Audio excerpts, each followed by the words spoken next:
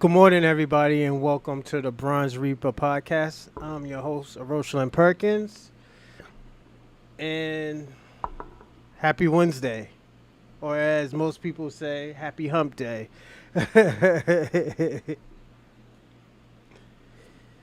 Today we have two announcements. We have two announcements today, and also we have two announcements today, and also we have a great podcast that's going on right now. But I'll tell you how my day been. Actually, let me see if I have to turn this down. Does that? I hope that sounds better. If it does, if it sounds crazy, let me know. And I'll fix it. But um, I want to say this. I want to thank everybody for that great show that we had Monday. It went up to the caves. What's going on, Randall? How's everything, man? Happy Wednesday. Yeah, I got two great announcements today actually. Once we get started, definitely I'm gonna let everybody know what's going on. Um but I'm gonna be personally honest. I'm excited to give you these two announcements because we were talking about one of the announcements on Monday. One of the announcements was no. Let me wait. Let me wait. Let me wait. I'm just so excited to explain and basically tell people what's going on. Let me see. Give me a second. Post this. But yeah, when you get in StreamYard, soon. I'm gonna get it soon. Probably beginning of July, mid July, maybe even August. So I'm debating, definitely debating on getting it. So definitely it'll be soon. I could tell you that. It's definitely gonna be soon. But also I went to the reparation task meeting or city meeting on Monday. That's why I didn't do a second show. I was really debating to do a second show because we did one early. So I was like, damn, I do want to do it. I do want to go to the show. And I'm gonna say this: it was very, very interesting. Very interesting. The reason why I say it was interesting, I'm gonna say this, and I got to be personally honest. I was culturally disres- I was culturally disgusted with some of those people. I'm talking about the elders. Having people on your panel will help the channel. In my opinion, yeah, I'm definitely gonna do it. So don't worry, I'm gonna get it popping. So definitely, Randall, thank you. I do appreciate that. Um, but I'll tell you about it. I was very culturally disgusted with some of those people. Like the stuff that we talk about on this show, I have seen from older people.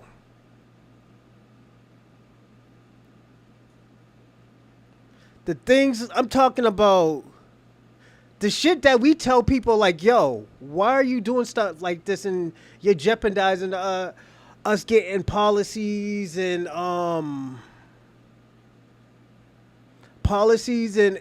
reparations. So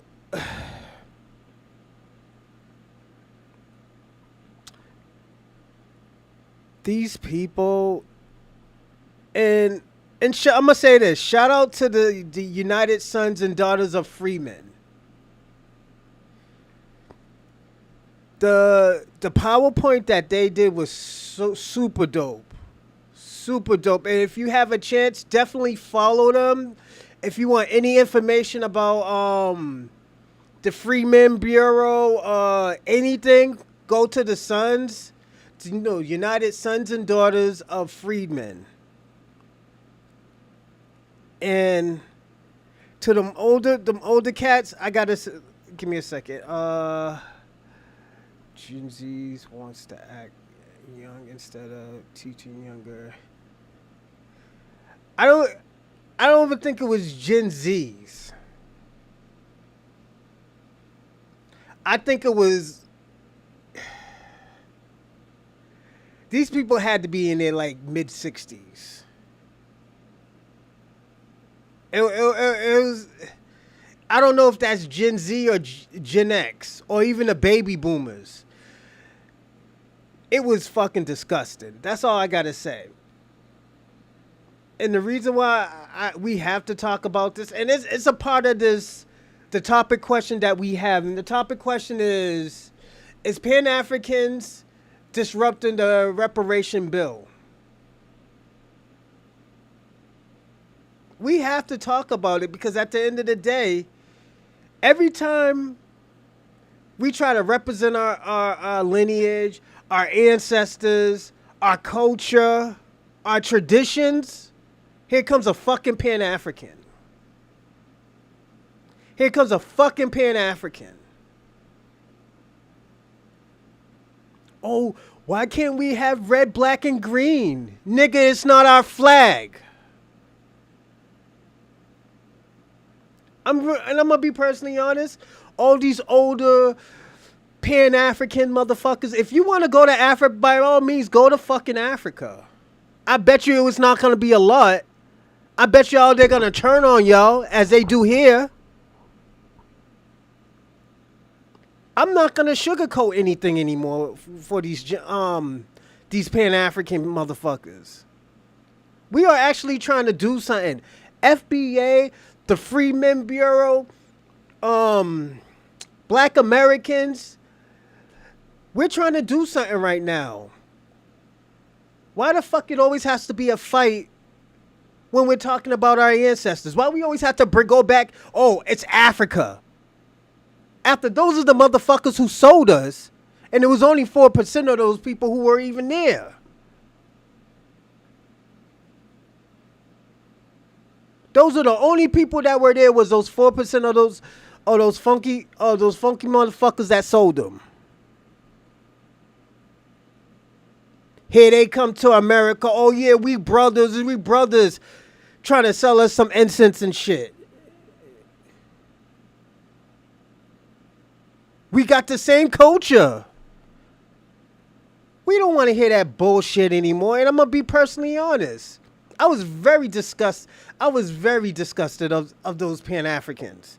After the lady said dozens of times, this is not about Pan-Africanism. We're not going to Africanize our culture for Africans.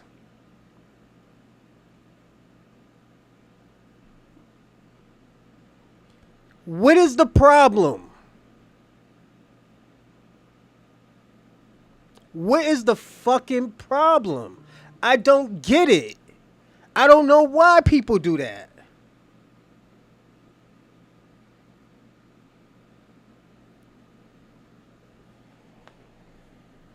Y'all motherfuckers did not want to be Pan-African 20 years ago. Y'all didn't want to be Pan-African not even 10, 15 years ago. Y'all was calling us thugs, killers, drug dealers, and drug addicts. Everything negative was us. All of a sudden, we started to show our culture. Y'all have an issue? We're divisive?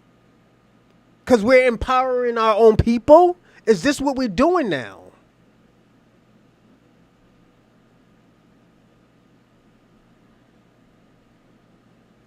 And don't get me wrong, it's not everybody. It is not everybody.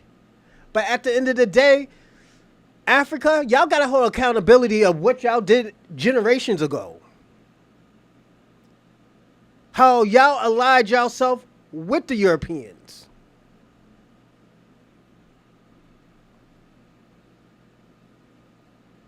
One thing I gotta agree with this Europeans, why aren't we suing y'all for, why we ain't suing y'all for reparations, all y'all funky motherfuckers coming over here?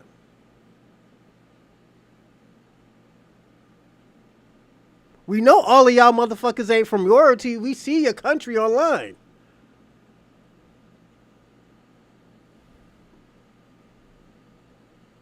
Y'all sold us out. Y'all sold 4% of the generations out years ago. All of a sudden, we're brothers and sisters. Y'all want the same path just like Europeans want to say, oh, that was a long time ago. No, nigga. That was less than 200 years ago that y'all was doing all this crazy shit. You still benefit off of white supremacy.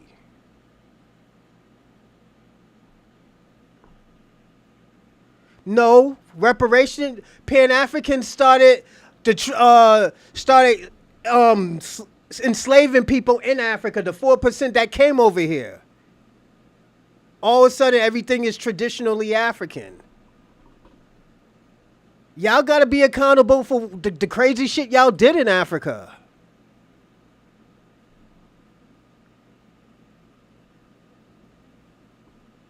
Yes. This is why some of these Europeans is coming out and saying like yo, just give them their money, give them their policies, give them what they asked for, so things could go back to normal. Didn't actually go.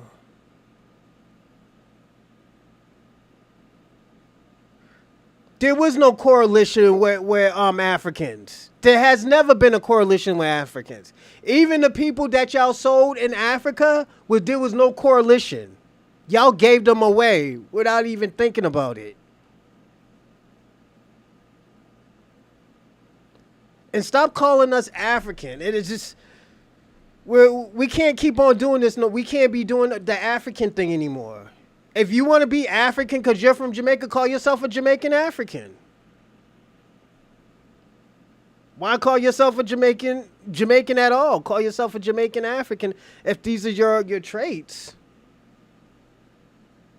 We just started calling ourselves African like it 40 little bit over 50 years ago, a little bit under 50 years ago.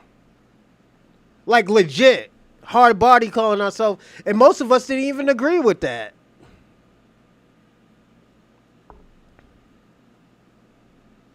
No, you're not gonna play hot potatoes with the situation.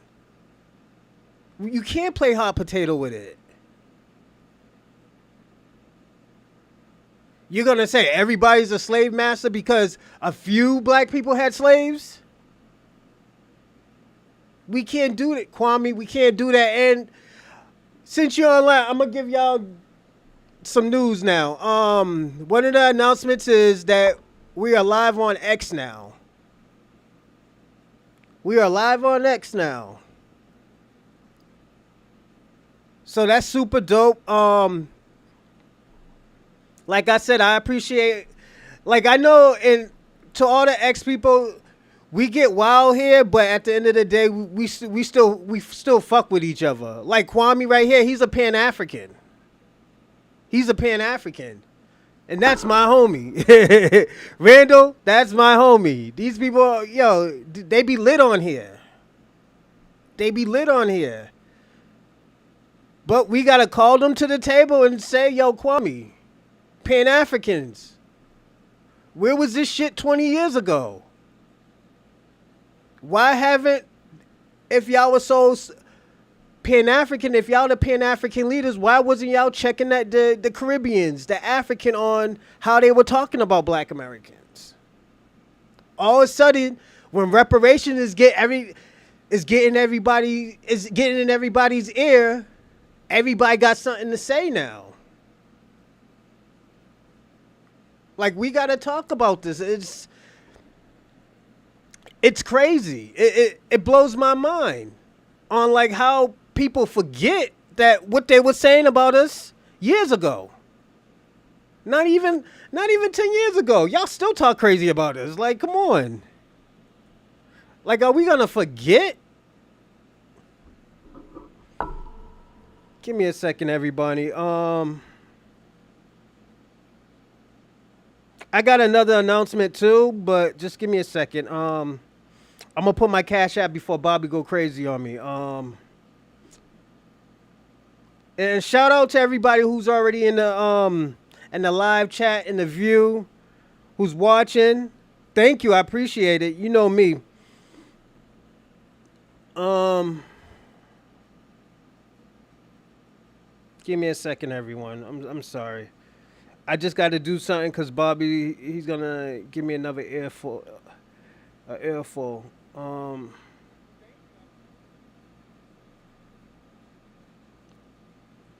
put my Cash App. He always tells me to put my, because I always forget to put the Cash App. So this time I didn't forget it. And thank you for everybody who donated to me last episode, man. I appreciate it, man. You know, that goes into the project that we're doing right now. So the project that we're doing right now is a short film. A short film. It's like a 5-series short film. Probably an hour 20 long. I'm trying to give you a good amount of entertainment, but it's like 5 series of it. So it might be an hour and a half long one show, then the next one another hour and a half, then another one another hour and a half. It's gonna be 5 series. So I still don't got it. I still don't got it. Got the name of it. I think I want to call it The Son of Boston. Let me go back what Kwame said. The Organization of Afro Americans United was Pan African organization founded by my own. Yeah, that's cool, but he wasn't running it. He had people riding it, and it's cool, you know. Shout out to Malcolm X for trying, but at the end of the day, that shit didn't help. I personally think it made it worse. Everybody felt like they're entitled to everything that Black Americans do. It's like I said, it was what I seen at that meeting was so fucking disgusting. And like I said, shout out to the task force. Shout out to the lady who was hosting it. She did a hell of a job. She did a hell of a job. I didn't even get to go because there was so much traffic. So I said, let me just watch it on Zoom. But what the Pan-African movement did was so fucking disgusting. It was culturally fucking disgusting.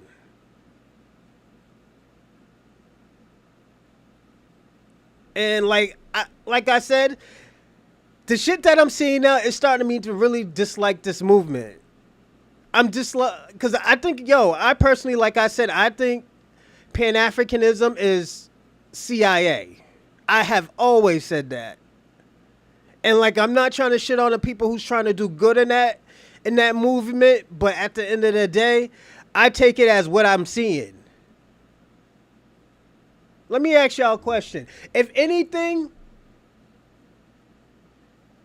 since you want Black Americans Juneteenth, won't Pan-African make their own, holiday or event? Why aren't Pan-Africanists making their own events? This is where it's getting crazy at, where, you know what? They are against us. These Pan-African people are against Black Americans. If they can't get a piece of the pie, then they don't want nobody to get a piece of the pie. It has always been like that. And at the end of the day, I'm starting to say, you can have Kwanzaa. Y'all can have Kwanzaa. That's not a black holiday. It's not a Black American holiday. They try to help the white trick Black Americans out of the... Yeah, because you got to look at it. The dopest thing I heard, I think, this morning, and shout out to, I think, who's running the space. I think it was Nikki the God. She was running a...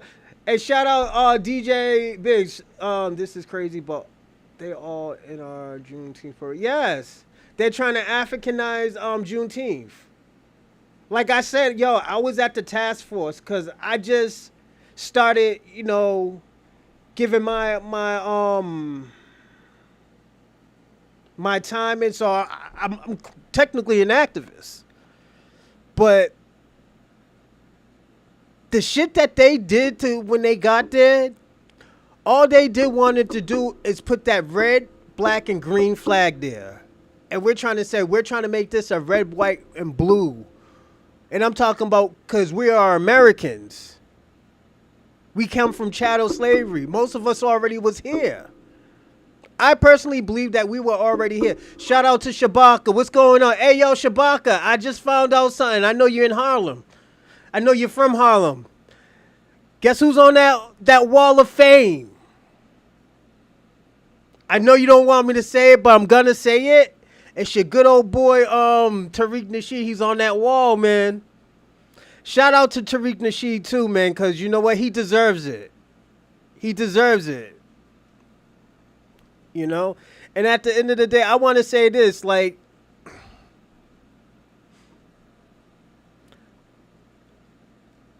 we all talk, we all, you know, we get busy and stuff like that, but when we talk about the black community, I'm talking about Haitian, Jamaican, Africans, Afro-Latinas, Latinos who consider themselves Afro-Latina. I'm going to say this. Whenever it has anything to do with your culture, we support your culture, we represent your culture. We try to even learn your culture. But the disingenuine comes when you try to change our culture. You tell us we don't have culture. They stole the land and killed animals for me.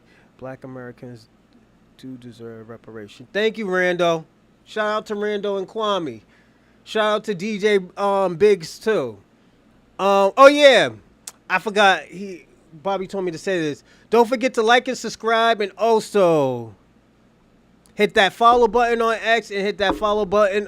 Hit the subscribe button on YouTube. It helps us out. So thank you. I appreciate it. But we have to talk about this. It was crazy. I'm gonna tell you, yo, my whole experience with that. I thought I would never see that in a million years. I wouldn't even think a Pan African would be at the reparations. We were talking about Juneteenth. And me, I have taken Juneteenth very serious now because I'm gonna say this.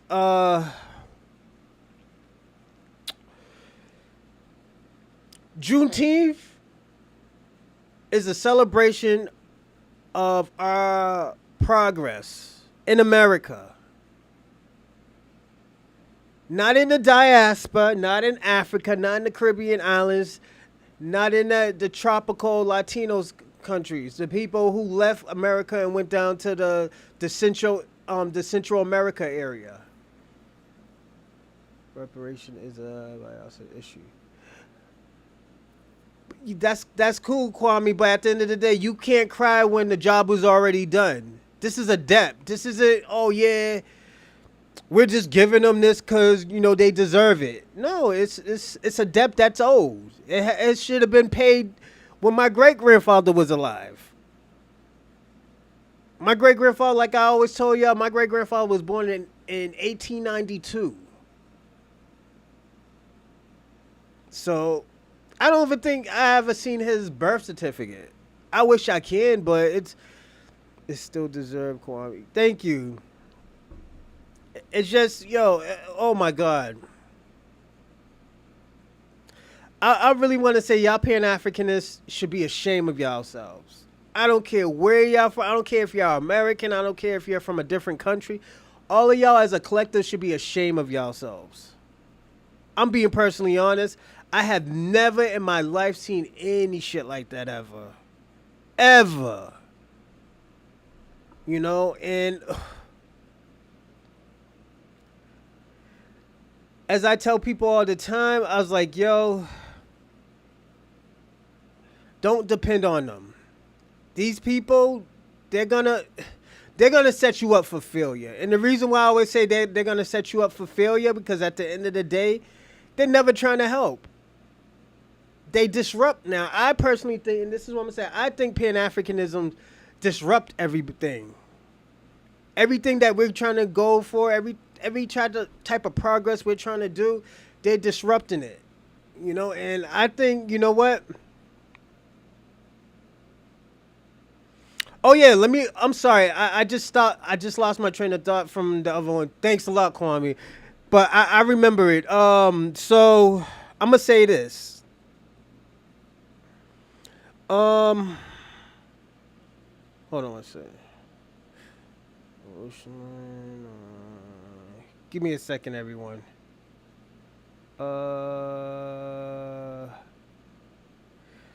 I'm gonna say this. So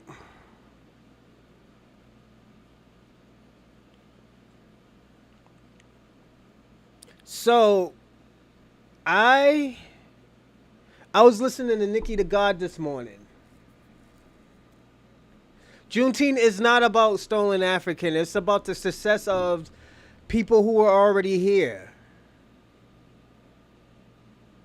Black Americans, people who came from Africa here, who was sold from their brethrens, sold and brought here. There were more already here than how much these these black Africans gave America. They were already here. If you're a black native, you should be on reservation. No, absolutely not. You're talking about the red natives. You're talking about the red natives. We were already here. We were doing. Let me tell you something. This is how long we go back with the red natives and the black natives. We were doing import and export from Africa. But guess what? Most of them didn't leave. Most of these people started families here. Some of these people came from Europe when they were migrating from. Don't forget, the first black people were on the south of Africa and they went to Asia. So you don't think they've been around the world? You don't think they've seen this world before? We haven't heard about the Moors, where, like I said all the time, these Europeans were selling their daughters to the Moors because they were considered royalty. The Moors were considered royalty. If you want to say that's African or non-African, you can. I'm not gonna argue about that with y'all. I'm arguing about our culture in America right now. Can African is a and also too, if y'all new to the show, the first hour and 15 minutes, we usually just talk. So if you just throwing out something, I'm gonna answer. I'm gonna chat with you about it, but like I said,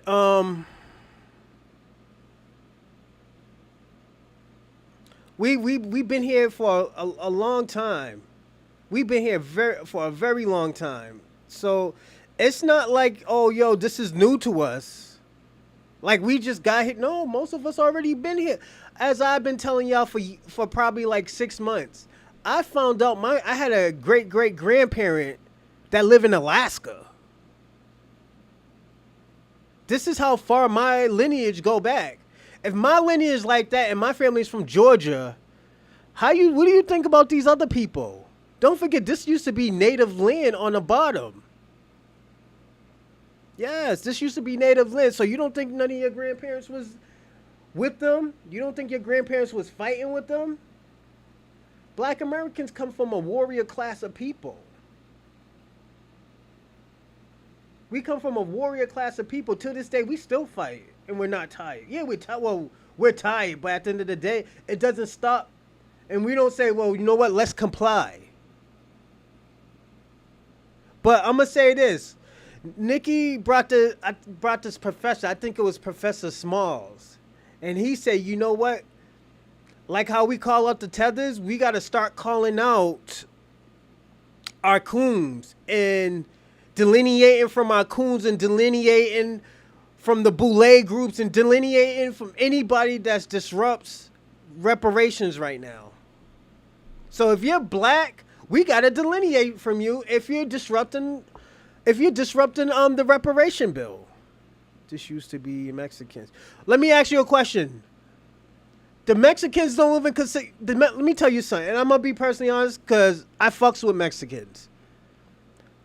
But the Mexicans most of the time wasn't native. They're native when it's convenient for them. They're native. Most of these Mexicans, they are native when it's convenient. Yes. They're native when it's convenient to them. Cause they'll be saying, "Oh, I'm Hispanic. I'm Mexican. Mexican is Hispanic. It's not native." Like let's talk about it.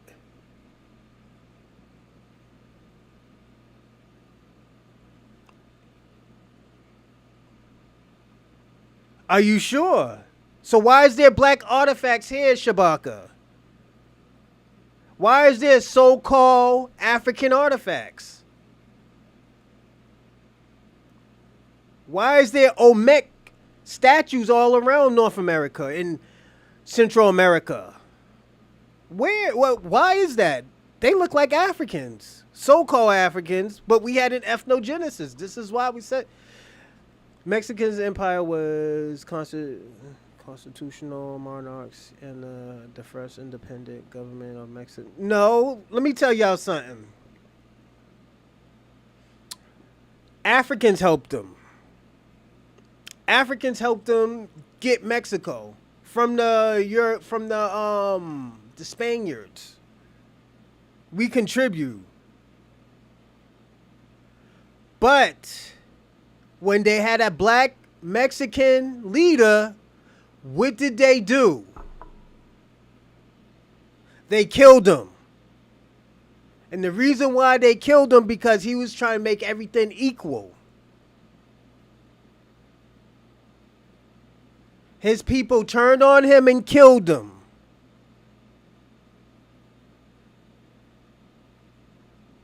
So does that sound like it's native? Hey, what's going on, E. Williams? Shout out to you. It's just we gotta be personally on it, on Kwame. We gotta be honest about this. So I did that. The old wax.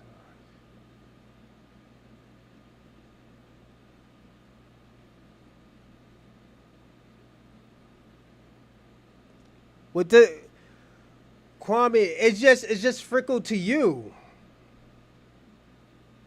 That shit is frickled to you, Kwame. That's what I'm trying to tell you.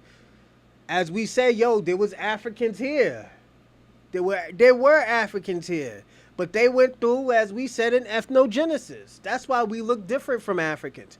You are more African than me because at the end of the day, you're from Jamaica. Jamaica had that slave trade. And we could see that, oh yeah, he came from Africa. You have a strong look. So it is what it is. You know, you just want us. This is the thing about Pan-Africanism, Kwame. You want us to be from Africa. You know? It's just, let me tell you about Pan-African. And I got to be personally honest. If they're not getting anything, they don't want nobody else to have it. They have always been like that. Dr. Umar's like that. Dr. Umar shitted on black people because his school wasn't getting built. So you know what he said? Oh yeah, we don't deserve reparation because we don't know, because they're going to fuck up the money. But we raised thousands, hundreds of thousands of dollars for you and you still couldn't get that shit prepared. You fucked the money up. And the problem with Dr. Umar is, why the fuck do you care what somebody do with their money? Nobody never cared about the Japanese. Nobody didn't care about the Jews. Nobody cared about the natives. And natives is in reservations drinking their fucking life away. There's a few that have casinos, but most of them are drinking their fucking life away. And they got their own communities. So what are we saying? All of a sudden, when it comes to black Americans, we care what we do with their money. I don't care if you from Africa. That's not my fight, but you can't put out information that nobody is. We seen the statues of the Olmecs. I can even say them Olmec statues look like you, Kwame. If native, let me tell you something. If we saying natives that look like Slavic people or Asian people, and we seeing these statues and these are native statues, what is that saying, Kwame? That's saying that there were other people already here too. These Slavic and these red natives wasn't the only ones here. That's what it means.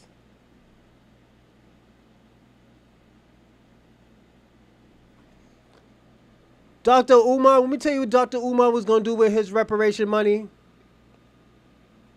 He's going to spend it on cocaine and Spanish women. We can't do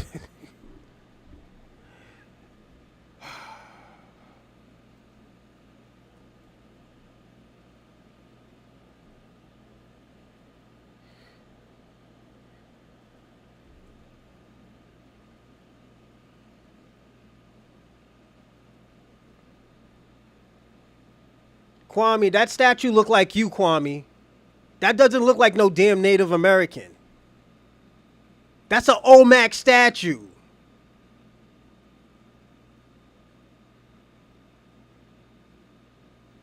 He said cocaine and Cuban women. Shout out to V4 Vengeance. That don't look like no. That don't look like no Native American, Kwame. What's going on, Nick Machiavelli? Shout out to Nick Machiavelli. Yeah, he's twerking for He's twerking for Dr. Umar, man. What's going on, Shabaka? How's your Wednesday? This lands you sitting your ass on belongs to the true niggas of America. The Olmecs were Africans called the rubber.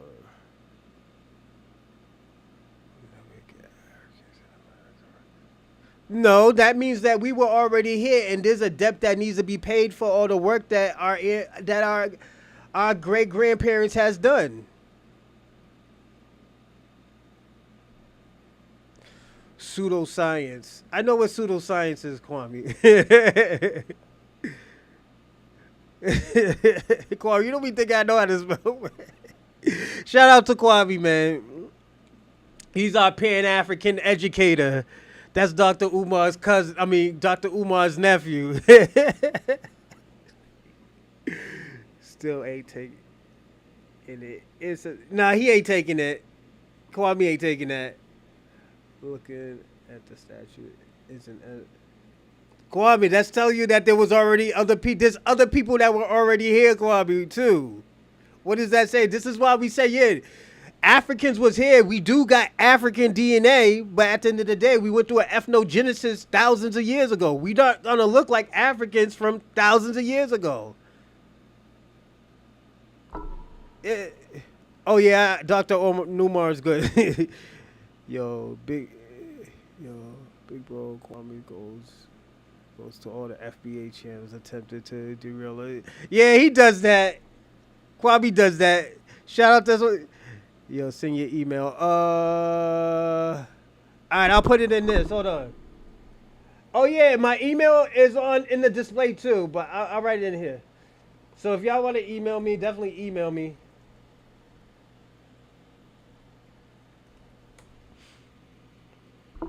If that works. Did it work? But yeah, this was a great conversation, man. Cause I'm gonna be personally honest. That shit had me heated. I'm like, we're trying to get shit popping off on Juneteenth. I love Juneteenth. Juneteenth is my 4th of July. Like that's my 4th of July, and you see me, man. I be getting outfits like, I got to get my outfit. I got to get it popping. Got to get new sneakers. I'm gonna go get a haircut. This is what we do. No reparation comes from Africans being enslaved. Nothing else enslaves Africans suffer from Jim Crow. You look like an African because you are an African in your family. So I look like an African. What part of Africa do I look like? Look like Shabaka. I want to know.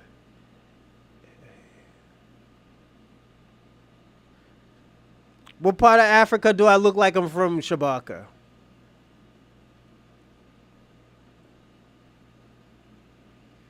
Nah, Kwame, Kwame, them motherfuckers don't be talking about y'all, Kwame. Y'all to be, me tell y'all something. I be jumping, I be listening to all the FBA channels and stuff in the spaces.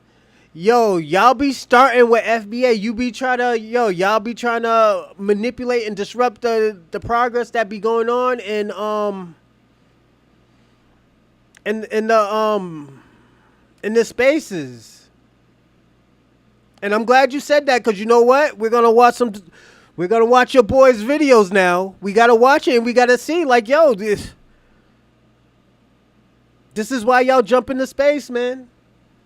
Give me a second. I gotta see what the email. Yeah, man. But also too, Kwame don't got 3K to spend on it. Kwame, he's talking money, man. He's talking money, Kwame. Machiavelli's talking money, man. Oh no, take your time, man. It'll be open.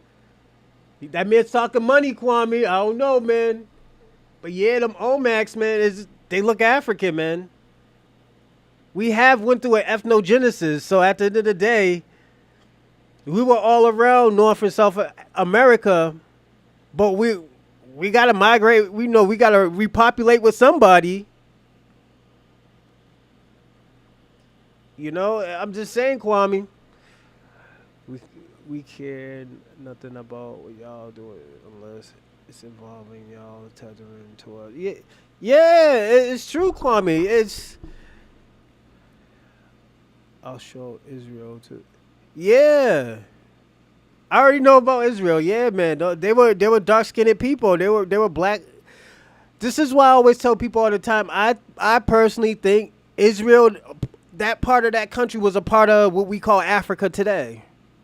We don't call that the Middle East or like parts of Europe. We technically call that Africa. You know? It's just, I feel like you want our morals to be like African morals. I'm gonna be personally honest. African morals doesn't. First of all, we don't like to sell each other out. Hornum, Africa. Yeah. I really Machiavelli. I believe it, man. I believe what you're saying. That's why when Kwame was laughing at me, I was telling him, I think Jerusalem was a part of Africa. Because they were dark-skinned people, too. They were fair, melanated skinned people. They looked different because they were different tribes, but I think, yeah. I personally think that,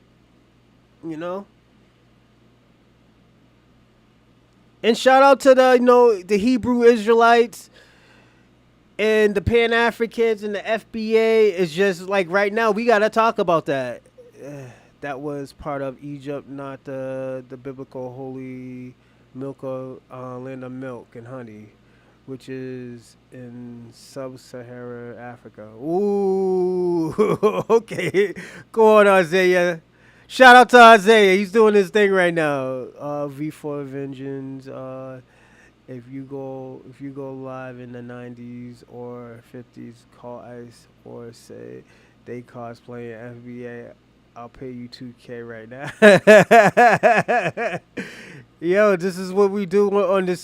So Twitter. This is the Twitter watchers. This is what we do. We get busy on here from YouTube and stuff. So this is.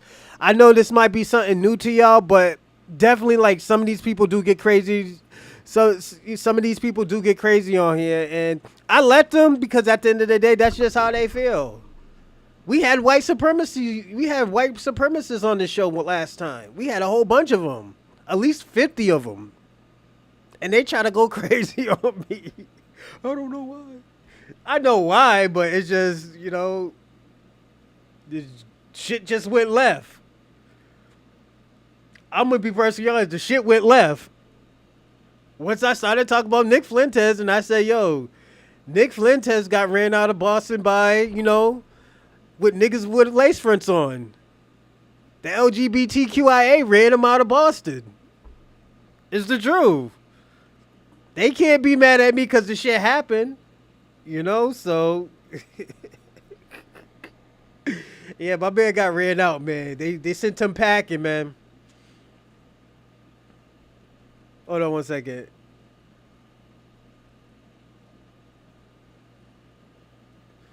It's all right. I'll check now.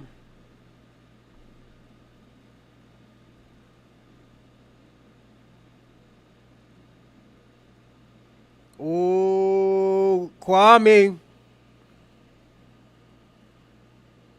He got his joint. He got his Sahara. I mean, he got his DNA test, man. You want me to show it, Kwame? Machiavelli showing me, Kwame. You want to see it? Flea team versus June team for now on this. You know what? I'm gonna change the title because we're gonna say that Juneteenth versus Flea team.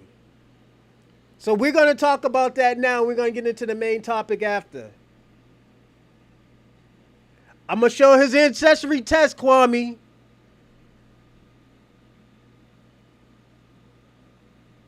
Uh-oh. Yoruba people he's more of in caution. I think that's how they say. And what's this other one? Oh, my man got some more blood in him and everything. Oh, shit. Yeah, Kwame, see? Look at this. He's lit right now. Yeah, Kwame. Where's yours now, man? Now we got to talk about it. He's showing his test, man.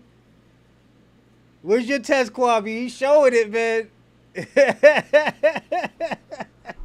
He showed us his test, man. Yeah, Kwame.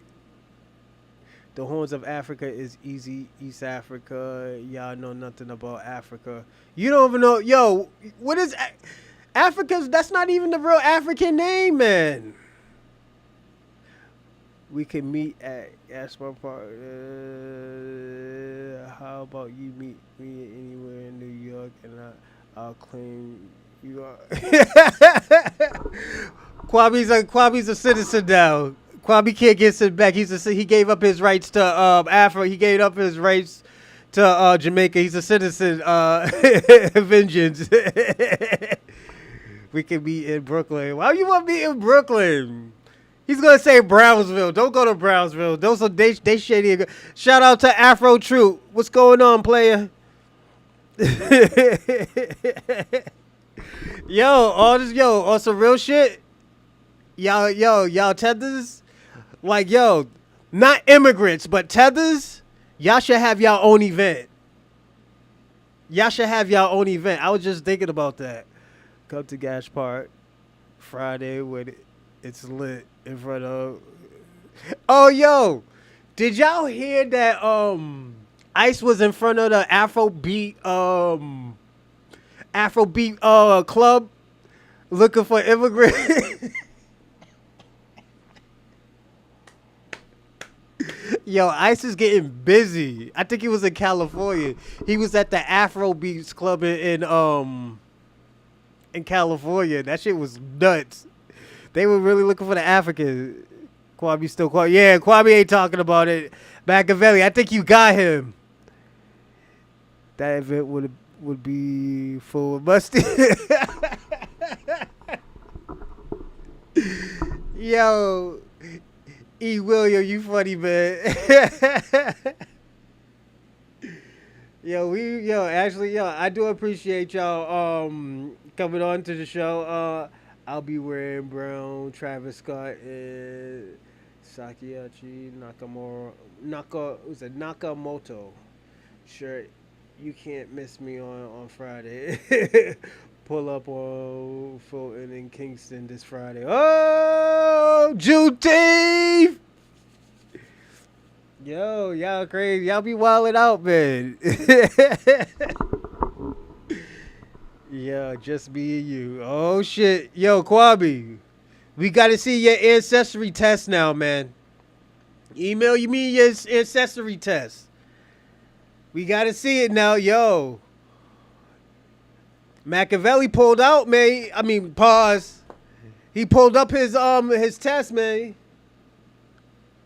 Yeah, my man getting busy out here, man.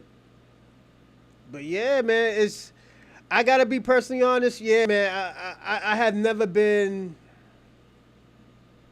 I'm gonna be personally honest. I have never been angry at anybody like this ever. Yeah, Kwame, you can't talk, yo, you can't say anything crazy to Machiavelli. He pulled his test out. Yeah, he showed us his test. You want to do violence to other blacks only? Nah, they're not doing violence. He's about to call ICE on Kwame. That's what he's doing, Isaiah. They're not fighting. They do this shit all the time. They do this shit all the time. Oh, Isaiah, nah, I wouldn't let that go that far. Nah. But yeah. Shout out to Kwame and V4 Vengeance and Nick Machiavelli and Isaiah. But yeah, we do this all the time. We're at the deli or African British shop. I'll be there between 3:30. Yo, he's not an immigrant. I mean, he's a citizen. What's my man's name? Vengeance. He's a citizen. They're not gonna fight. I mean, they're not gonna get him. They're gonna just let him go after. Yeah, he's a citizen. Kwame think he's slick. He's trying to set you up. Yeah, he's not an immigrant. That's foul, Kwame. Why you trying to have him call ICE on you? Then after that, they gotta find you up, find out that you're a citizen. But yeah, I do want to say this though.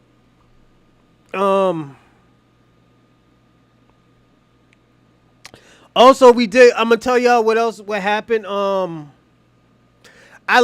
Like I said, I love the PowerPoint when we're just figuring out. Yo, I was writing down. Actually, since I was writing down stuff, I'll tell you what we were talking about. So they was explaining how Juneteenth has started and when did it start.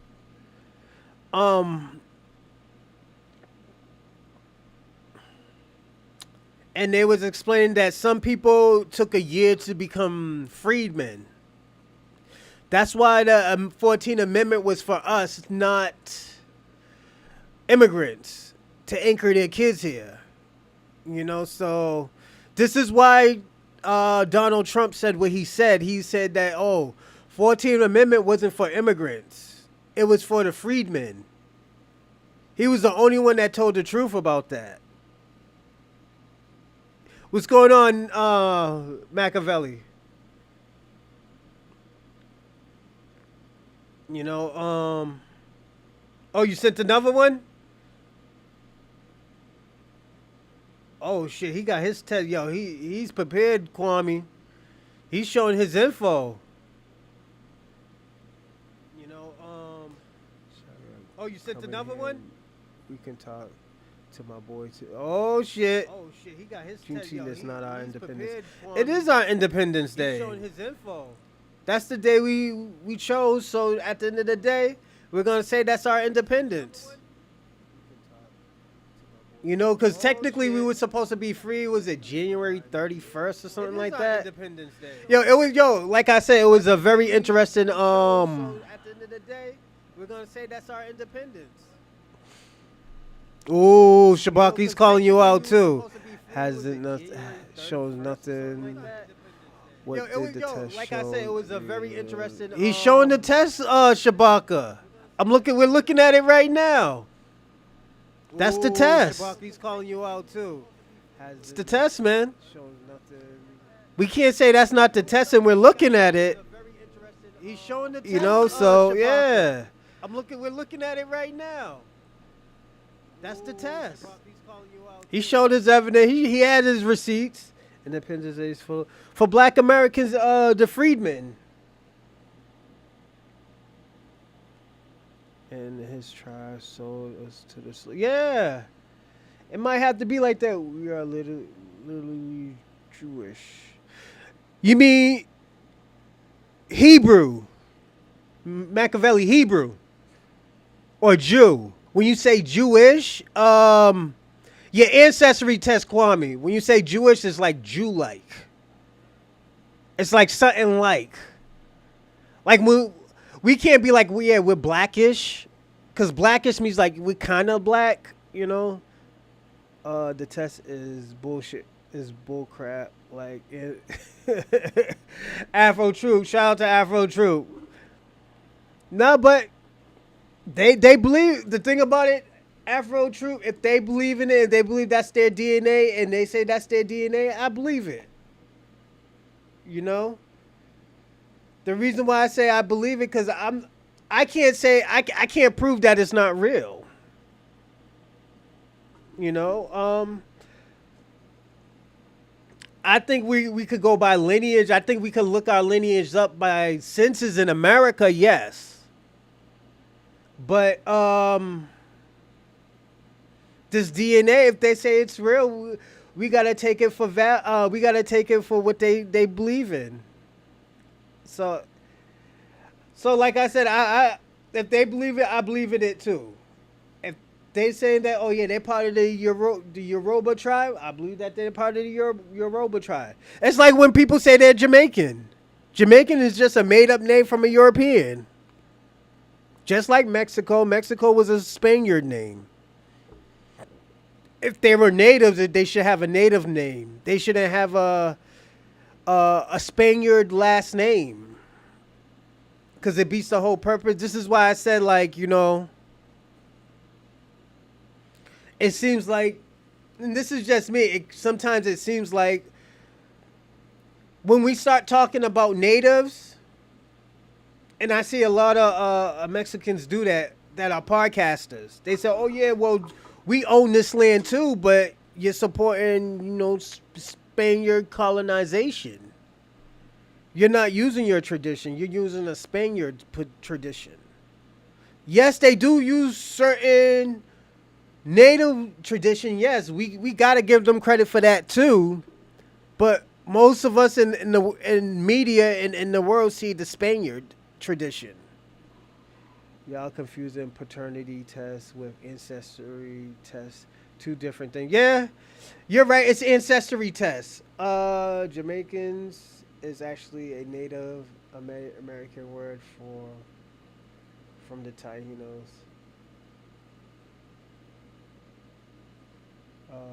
People just like Haiti is. No, we got to look at that. We got to look that up. We got to do research on that. We might gonna do, and Kwame, we're gonna do research on that one day. We'll do research on that. We'll do an episode on that one day for Jamaican. We're like the history of Jamaica. We can do that. Like I told you, remember what I told you last time? I said that dance hall and reggae music come from Puerto Ricans, Jamaicans, and Chinese. The Chinese. Not all of that's from Jamaicans. The equipment came from China, from Chinese people. Only census in national. I can agree with that. Afro troops.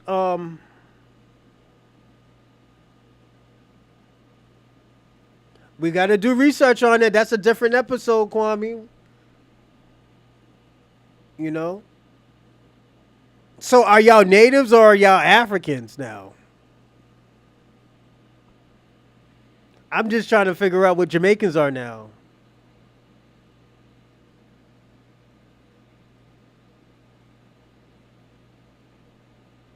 Is Haiti Jamaican is Haitians Africans or natives now? These are the questions you see. This is how you're confusing things now, Kwame. You know, but like I said, okay, we'll do an episode on that, and I'll do research. And if you disagree with me, yeah, we could go down that rabbit hole when we get there. So why are you saying that they're natives then? Who did we gain independence from? From Europeans.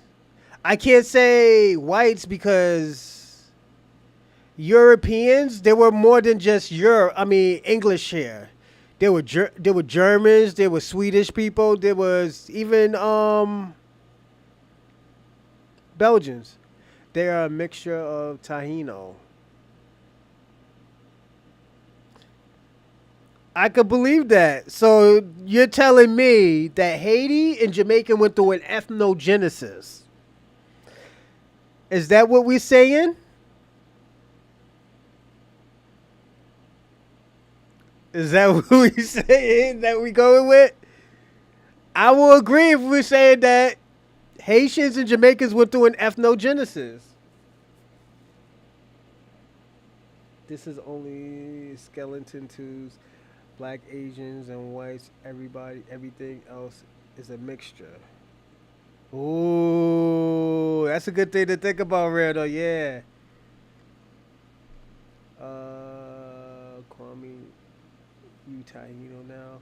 The Puerto Ricans is gonna have something to say about that. Hey, yo, you want to hear something crazy?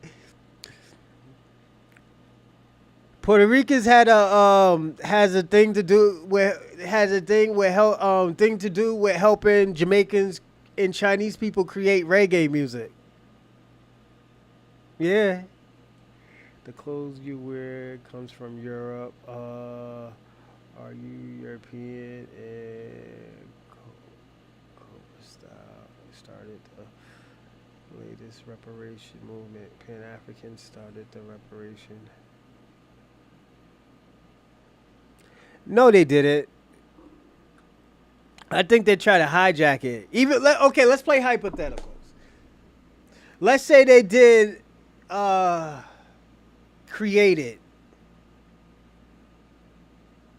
What progress did the Pan Africanism? What did the Pan Africanists help instead of mooching off of the reparations talk?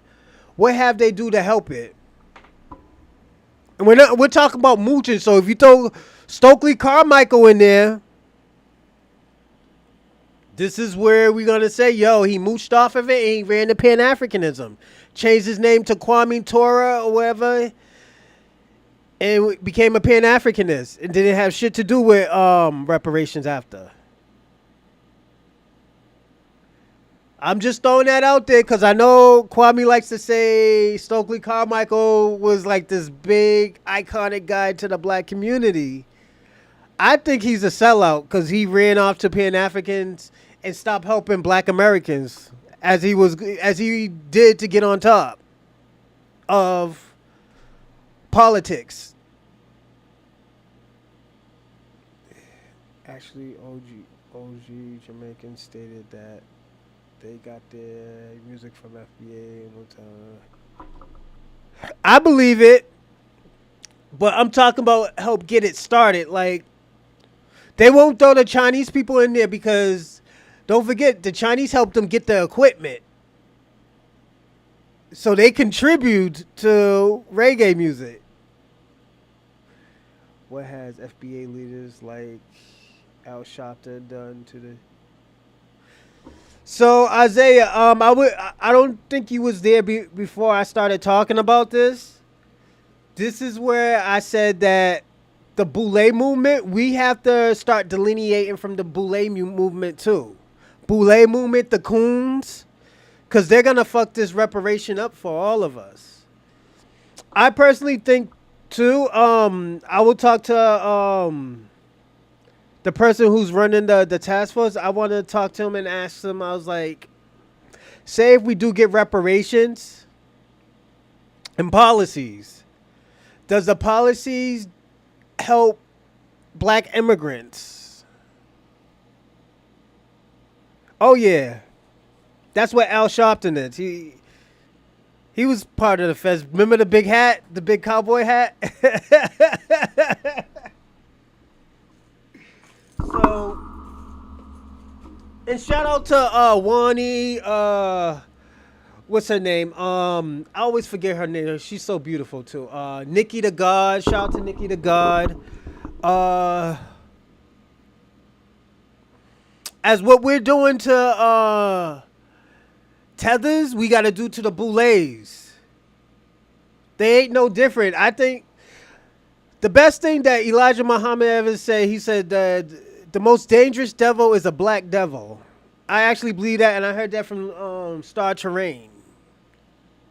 He said that was in. I got to get that book too. I want to read it. It's from Elijah Muhammad from the Nation of Islam. He's the pioneer. But DJ Hurt didn't start anything. He didn't create anything. He was just a face. That's it.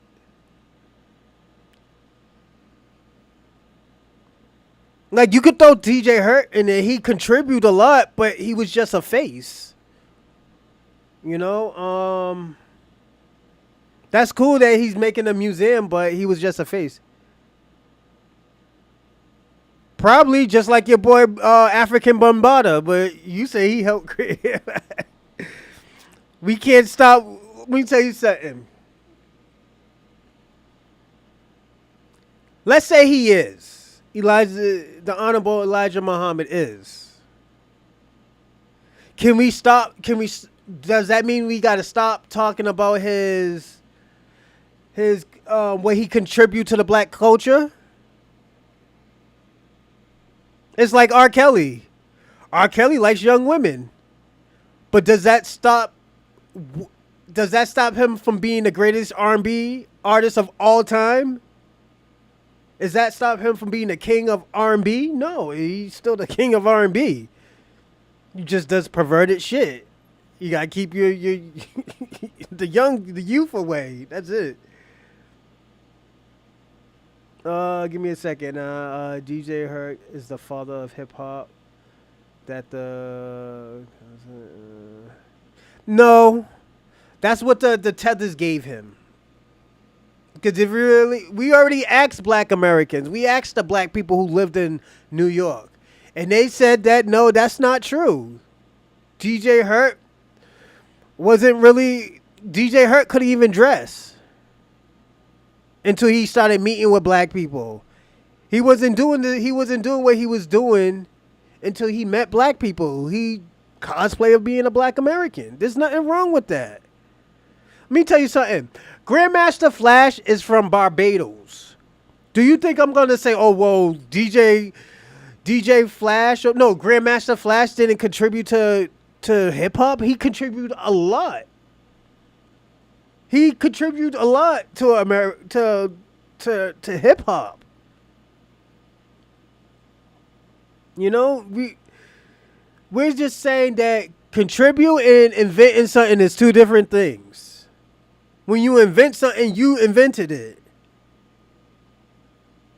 When you contribute, you just added more to what somebody invented. It's like reinventing something. It's like okay, you know what? A sweatsuit was made like in the 60s and 70s. If I add on different patterns to it, I just reinvented what a sweatsuit is, and we haven't seen a sweatsuit in like 20 years. I just reinvented it and add on different components to it. Doesn't mean I invented it. It's just said I contribute to the sweatsuit, you know, to make it look better. Hip hop is great with DJ Hurt. It is great with Grandmaster Flash. It is great with all these people. But the elders are saying that he did not invent it. It was a component of a lot of things, Kwame, but it was invented in the South technically.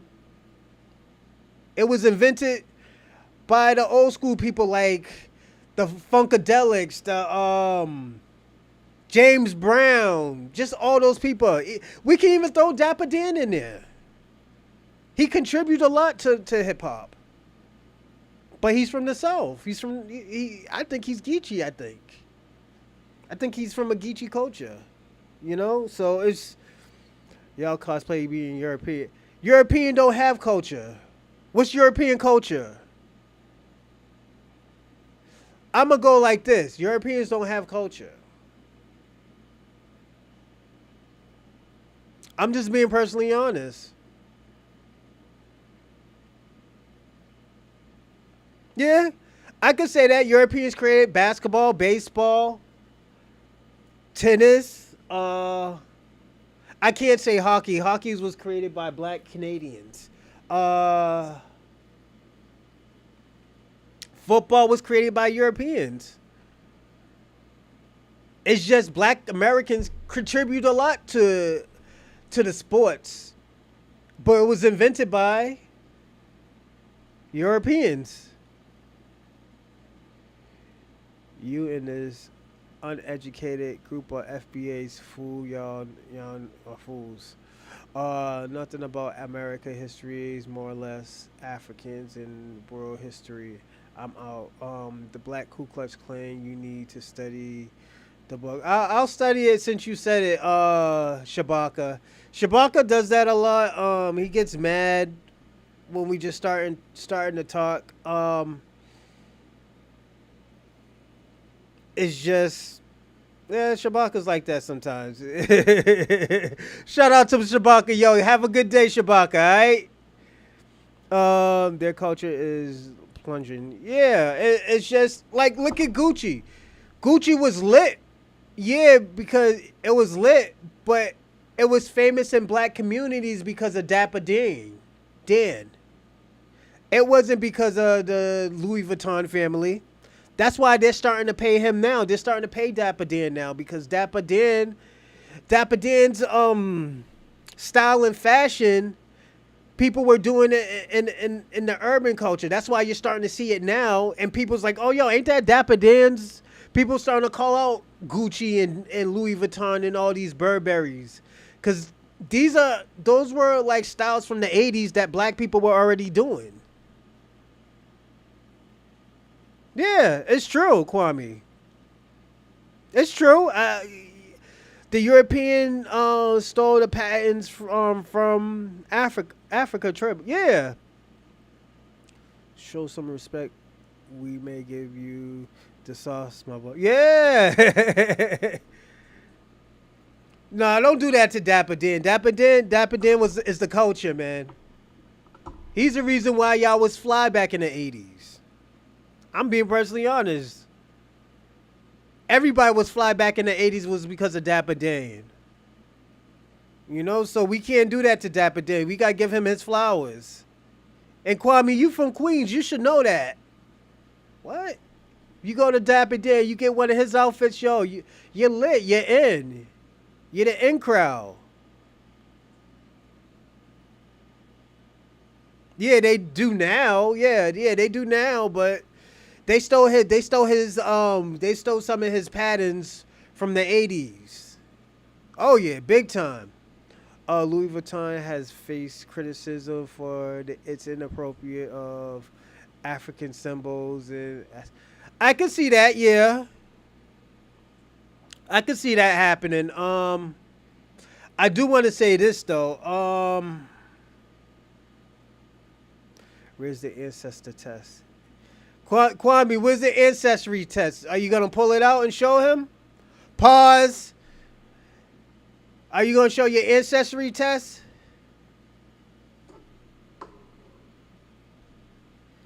You know,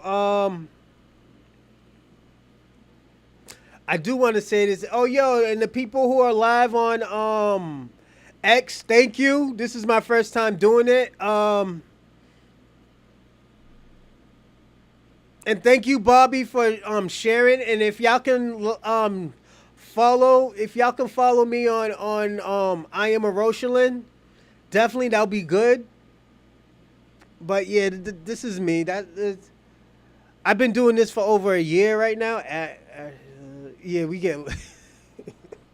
Like I said, if y'all want to follow the channel on YouTube, definitely follow the channel on YouTube. And you can follow me on X as well. I got to get the numbers up on X as well. Bobby told me to say that. Also, too, but let me see what he said again. Give me a second.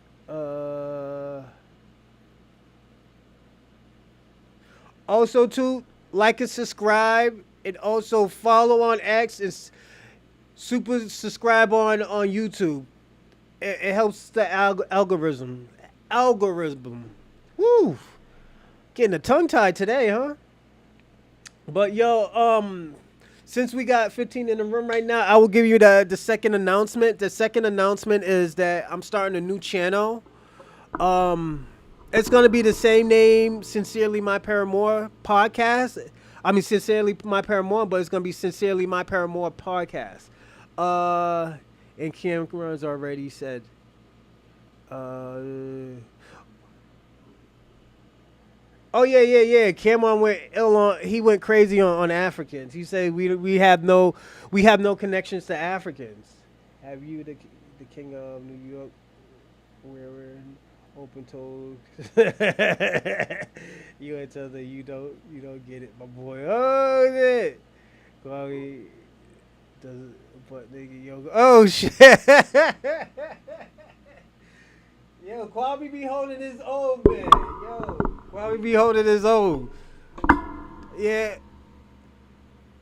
I will say this. Jay-Z does look like Basquiat. What's his name? Jacob Basquiat, the Haitian painter. Well, gay painter too, but Haitian first. He got the hairstyle as Jacob who said Jacques Basquiat, if I'm saying his name right. Kwame, you probably know who I'm talking about. He's from New York too. He's the captain of Bushmeat tweet team. Twerk team. Yo, y'all be wilding out. It's Chewy versus what? Yo, Kwame. Shout out to V4 of V4 Vengeance. Thanks for the sub. Give me a second. Yeah, thanks, man. I appreciate it. But yeah, yo, you be surprised, man. Yo, there have been immigrants that did contribute and invent stuff. Basquiat, there you go. Why don't you? Let me ask you something, Kwame. Why don't you talk about Basquiat or Jacques Basquiat, if that's his name? Because I don't know. Is it Jacob Basquiat? But why don't you talk about him? Yeah, Jean Michael Basquiat. Thank you, Kwame. See, Kwame knows something. That's why it's like, yo, one thing I always say, like, if I don't know, Kwame will pull it out. He'll correct me real fast. So this is what we will do. Salute to Kwame on. He does help us out sometimes, but he be tethering a lot. Yeah, he was fly, man. He was Haitian too, but he was fly. Just to see how we give credit to immigrants, and we never get credit from no type of tethers. Only if we're giving them something or if we're helping them out with something. Like, yo, this is what we mean. This is what we need to do when we say we're delineating from tethers, not immigrants, because there's immigrants that are on our side. But tethers, yeah, it's just, yo, y'all be doing the most, man. Y'all be doing the most. And even, like I said, even certain people from, I gotta find that video, because, yo, when I say, yo, Miss, actually, did I share it? Give me a second. I think I shared it. I'll tell you the name of it, and I think I shared it.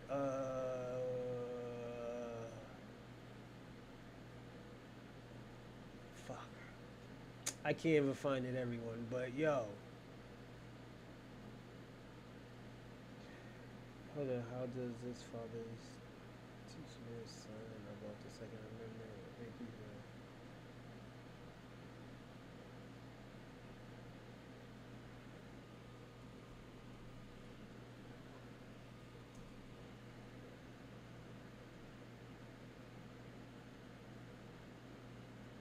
Hold on one second. Only a couple.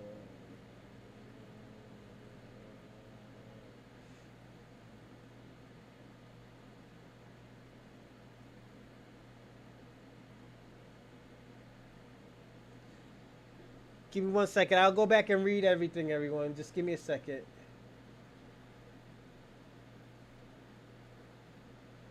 I love that photo.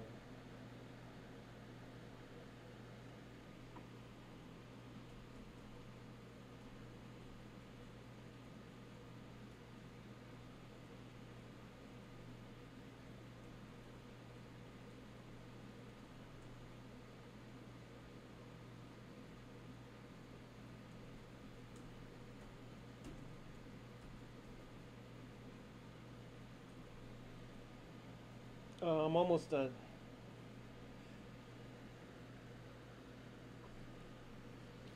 But I can't find it, everyone. I'm sorry. But yeah, this. All right, now let me go back see what y'all say because we're about to start. Back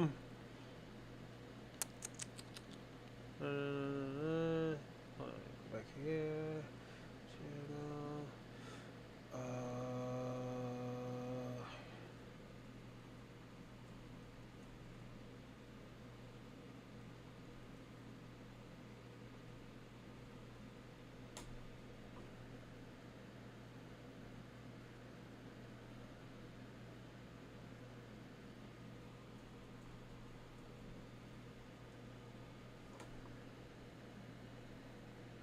Give me 1 second, everyone.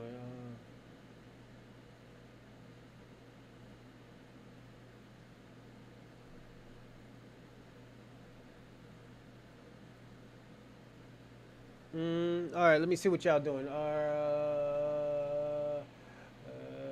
We can operate. You must respect and they stripped the title. Tariq helps the best color.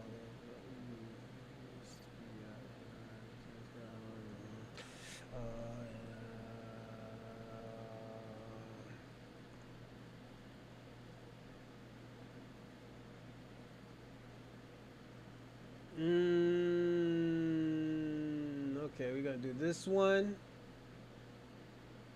This was from 3 weeks ago, and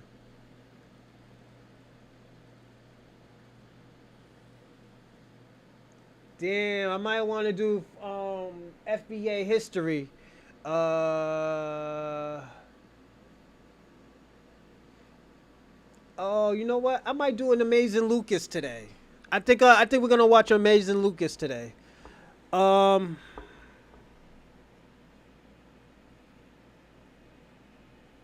yeah, we're gonna do that. And you know what?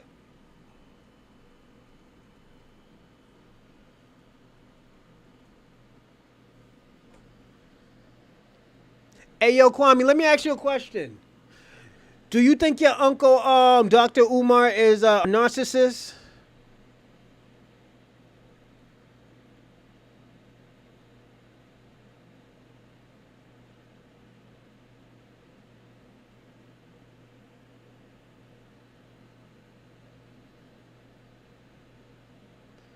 Do you think he's a narcissist before we start?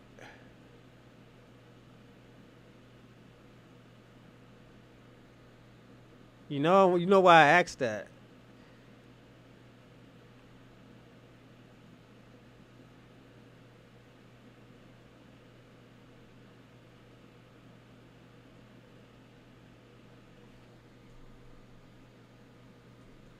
And we're gonna do one more Tariq Nasheed. I'm gonna do this one for you, Kwame. I think we already did that one. We're gonna do this one. So, Dr. Umar, no, Dr. Umar is a respected scholar and speaks. He don't got a Twitter space. You don't think he's a narcissist? So let me ask you a question. So when the black people don't want to help him and they want to stick to their own shit, why does he blame the black community for not helping him? We chased the white man out of Caribbeans. No, but y'all still pay Europeans, Kwame. How y'all chase Kwame? Y'all gotta understand this. Even in the Haitian community, the Haitian people got their independence. We can all say that 1802 or 1804, they got their independence. We all agree?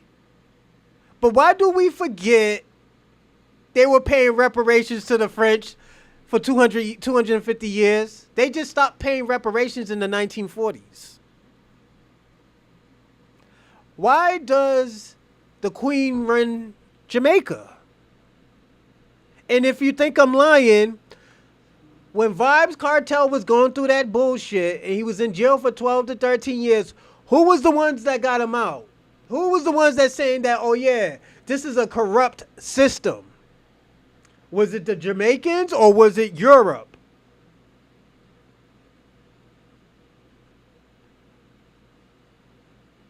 Like, we always talk about the good things of immigrants and tethers.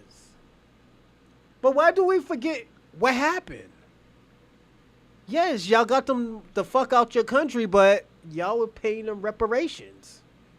Technically reparations. You didn't pay the people, you paid the country.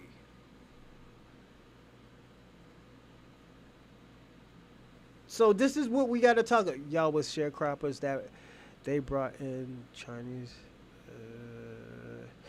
They brought the Chinese and Indians in to expand. They didn't create anything. Even with we always talk about Chinese built the railroads, they invented the railroads. No, they just helped expand America with the railroads. Why do we always forget about that stuff? Like we're giving too much credit to the Chinese sometimes when we say they built the railroads, we created railroads.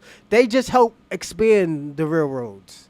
Then they left. Some of them stayed. That's why you was catching some of them in the South. They were living amongst us in the South, yes. Why did America give the white slave masters reparations and not the when did they give them reparations?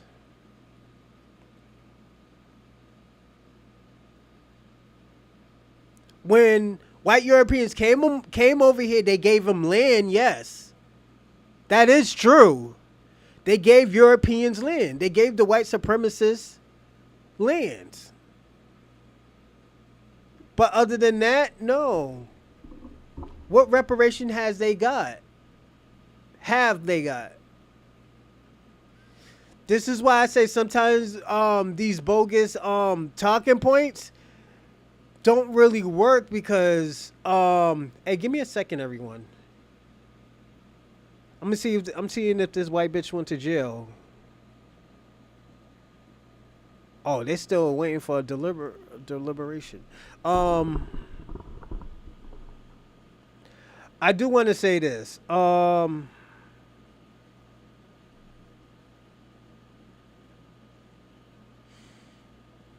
I think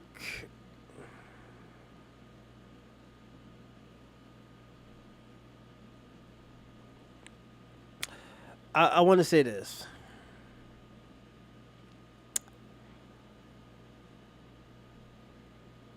Whenever it comes to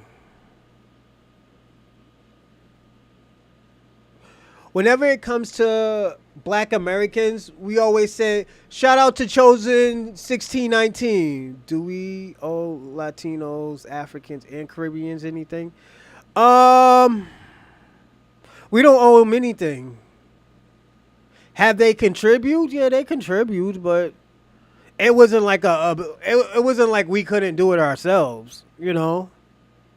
Like, I always tell Kwame this. We would have been fine with or without Marcus Garvey.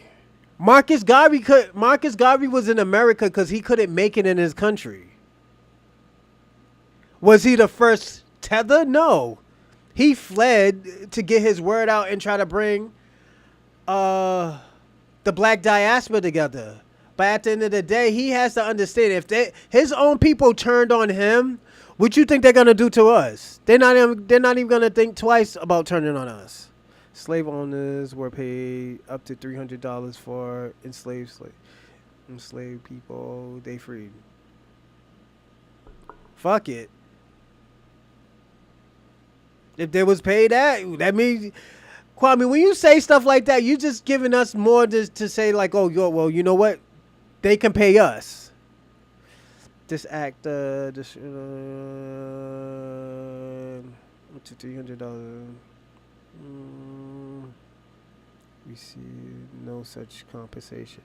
Yeah, but they were supposed to. The thing about this, Kwame, let me tell you this.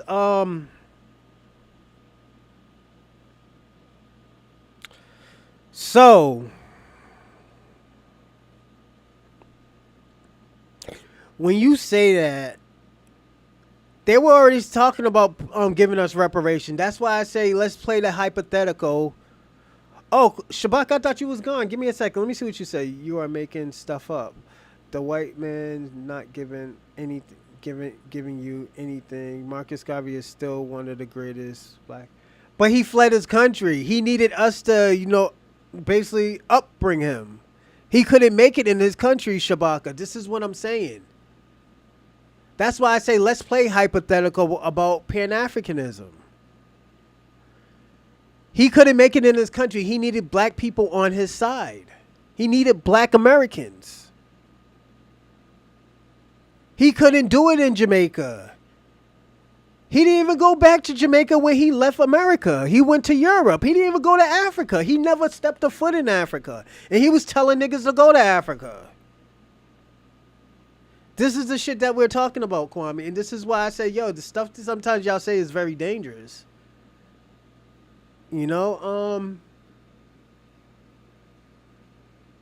It's helpful. Sometimes the shit is helpful, but at the end of the day, he's not practicing what he was preaching. If he's telling all of us to go to Africa, why didn't he go to Africa? Why did he go to another white country? Thank you. Thank you. Motherfuckers was already doing it. We would have been fine with or without him. Did he contribute? Yeah, he had contributed a lot. But we would have been fine with or without Dr. Marcus Garvey. Thank you we had him, because you know what? Jamaica didn't appreciate him.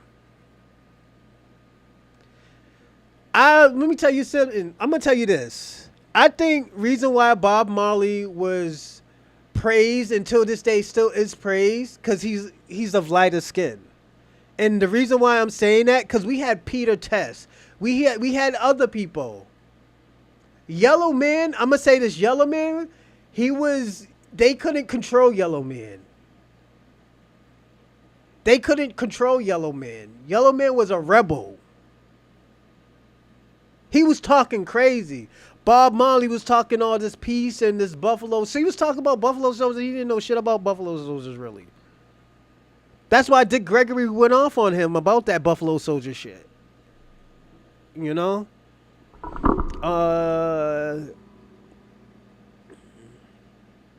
Hispanics and Asians ain't gonna pay for nor. But at the end of the day, we're not taking it from them. We're gonna take it from the reserve. The Treasury Reserve? Just what they did with COVID. They could do it again, and they don't have to pay us in full. They could do monthly payments. They could do quarterly payments. They could do yearly payments, but they need to pay. That's why. Let me tell you something. I'm gonna tell you why I wanted to join Boston Reparations and Boston Reparations Commissions. The reason why I wanted, Garvey was a British agent till the day that he died. I believe that. I think that's why he couldn't go back to Jamaica. I personally do believe that. I think Obama's an agent too. I think he was put as a president to disrupt what black people had going. To say, oh yeah, look at Obama could do it. He's a black face. He's a black face who could be controlled.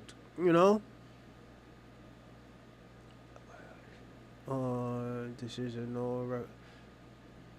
Well, technically not. It can be. Okay, so what I learned is they can't pay somebody because of their ethnicity. They can pay somebody of their status. Technically, freedman is a status. So they can pay us. It's just we have to use that status. Like foundational black Americans is a freedman status. They're still freedman status. This is why FBA wanted to separate from y'all. That's why they said, "Oh, it's not a race. It's not a culture. It's a lineage. A lineage is a status. Because not everybody can be freedmen. It's a lineage thing. This is why I always tell people all the time. I get what Tariq Nasheed is saying. Sometimes you just gotta think and just listen, and not, oh well, yo, he's being divisive. He's being divisive because he's empowering his own people to show their culture. Say like, oh yeah. And the thing about it, y'all started that shit. Y'all the ones who said, oh yo, black people don't have no culture. So now we're showing you our culture. We're showing you like, yo, we gotta delineate from y'all. Now we say, oh, it's African. We can't do that, man. We can't just pick and choose when everything is African or everything is a cultural thing. But let's get into these videos because I'm going to end it at 2:10, 2:15. So, yeah. Let's see.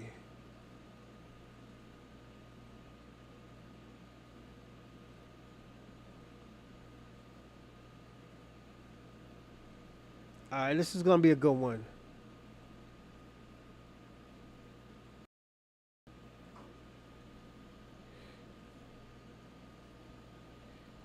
Give me a second, everyone. He was like, oh no, we're going to focus on something else. So that's that Pan-African coalition, right? Listen, there's a reason why they get these non-FBA tethers. The white supremacists know what they're doing. They know how to elevate these people, and they do it for a reason. They do it for a reason. They know these people, anything that's going to be about restorative justice for foundational black Americans, they know these people are going to crash it out. They know these these non-FBAs, they don't have no lineage-based ties to us or our struggle. You know, Westmore, his family's Jamaican. So they don't have the same generational trauma, the direct connection to the reparations claim, the ancestral ties here. He is a member of the Sons of the American Revolution. His ancestor, Prince Ames, served in the Massachusetts militia in the Revolutionary War. He's more FBA than y'all. The majority of y'all who claim to be FBA, I bet you can't go as far as back to the Revolutionary War. Welcome back to the channel for another reaction video. So we're discussing Tariq Nasheed, a prominent figure in the foundational Black American FBA movement.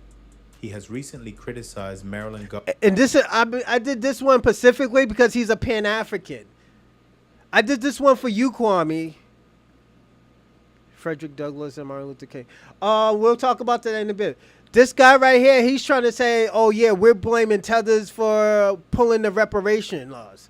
Now let's listen to what this guy said. Hold up. Governor Wes Moore, attributing Moore's decision to veto a bill establishing a reparations study commission to his supposed Pan-Africanist leanings.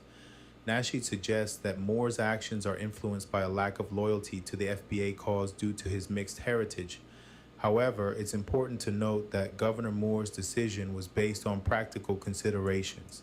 He emphasized the need to focus on actionable steps to address racial disparities, such as narrowing the racial wealth gap, expanding home ownership, and uplifting entrepreneurs of color rather than conducting another study.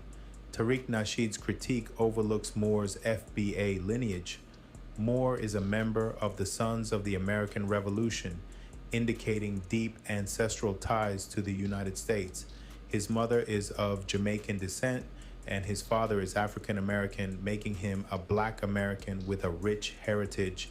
Nasheed's focus on Moore's maternal heritage while ignoring his paternal lineage raises questions about consistency, especially considering Nasheed's this one's for you, own Kwame. I'm family gonna answer it background. too. His wife is of mixed heritage with a Jewish mother and an FBA father, yet Nasheed has defended her FBA status in the past. So I'm gonna stop it right here. You see that false information? You see that false information? First of all, yeah. How can we practically? All right, I'm a pimp y'all to this. Who did he follow? Who was he raised by? That's why it's so important when you say, yo, who raised that child? when you ask people who raised that child, that's the one who actually who. When you say who raised that child, that's the one who why the kid is like that. If that kind of makes sense. This is who you blames for the kid to be the way he is. That's why he shut down that reparation, because it's going to affect his mother. He thought about his mother more than his own people, his supposedly people. For him to say he has a Jewish wife, his wife's mother is white, but his father is a black American.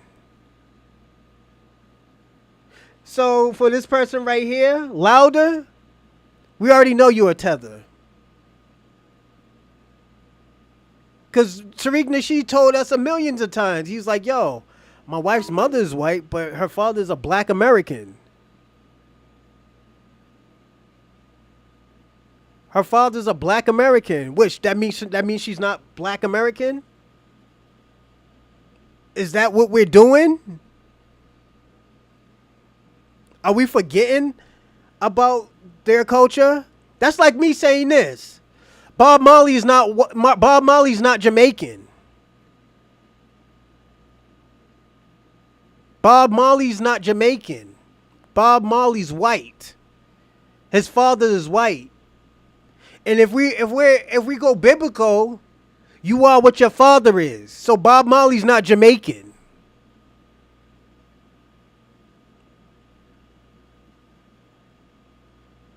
I know y'all mad because I said that, but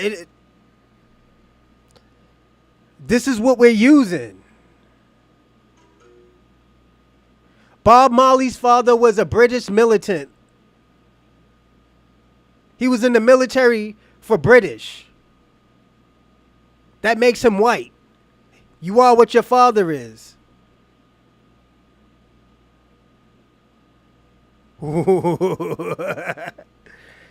That makes Bob Marley white. So now we're going back to Tariq Nasheed's wife.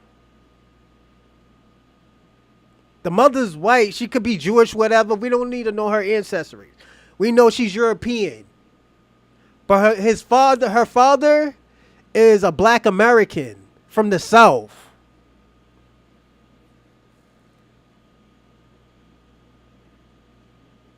No, not everybody knew that. Bob Marley's white. Kwame, Bob Marley's white.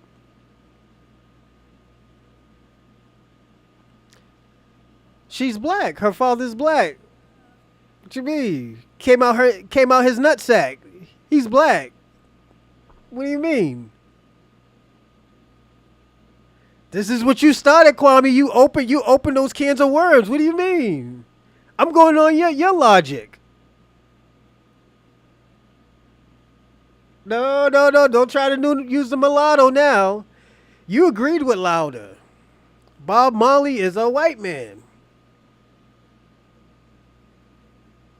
Let's see if we ask the Hebrew Israelite what is Bob Marley, they would say white.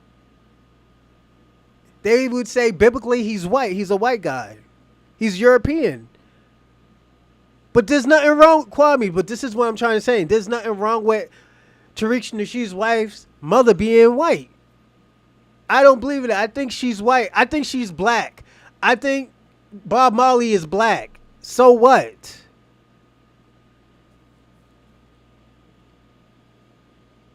That's what stupid Hebrew Israelites said. Tariq's white is probably. But this is I'm going on y'all logic. I'm going on the propaganda that y'all spew. That's why I played this one. First of all, he's a liar. We already know he's a liar. Truth be told, millions of freemen have European ancestors. No, that's not true. That's not true. Some of us do, yes, but not a whole lot of us, though. Because don't forget, this is why I always tell people all the time, it's impossible to bring that many people to America, and there were already people here, because they were killing babies. Europeans were killing babies. They were feeding it to alligators for alligator bait. So that means there was already millions of us here.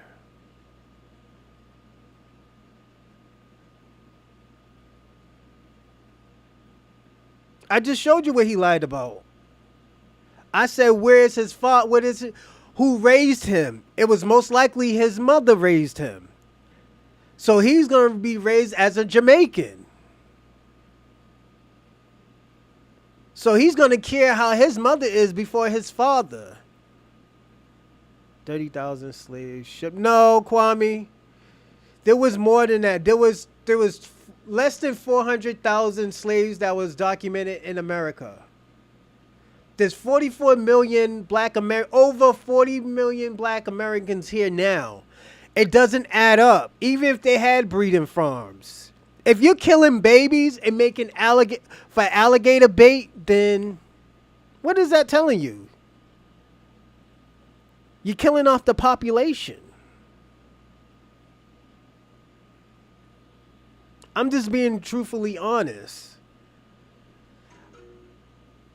We have 30,000 slaves shipped, record, and documented. We don't have any evidence of black natives. What are you talking, Kwame? If you only have less than 400,000 documented Africans that came from America, and there's over 40 million black Americans in America, something's not mathing. Something is not mathing, Kwame. That means there was already people over here. Who made the foolish Hebrew Israelites go by what Bob Marley said? See, look at you defending Bob Marley, Shabaka. Yeah, there's nothing wrong with Bob Marley being white. What the fuck, Shabaka? Shabaka. I'm just trolling you. All right, he's black. All right, he's black. Jesus Christ. Randall, I got him, Randall. I had him going.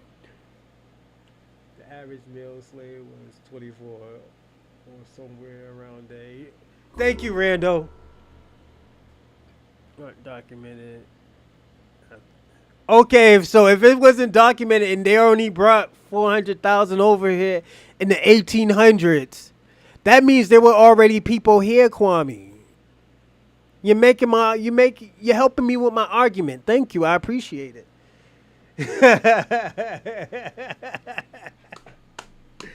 Bluefish.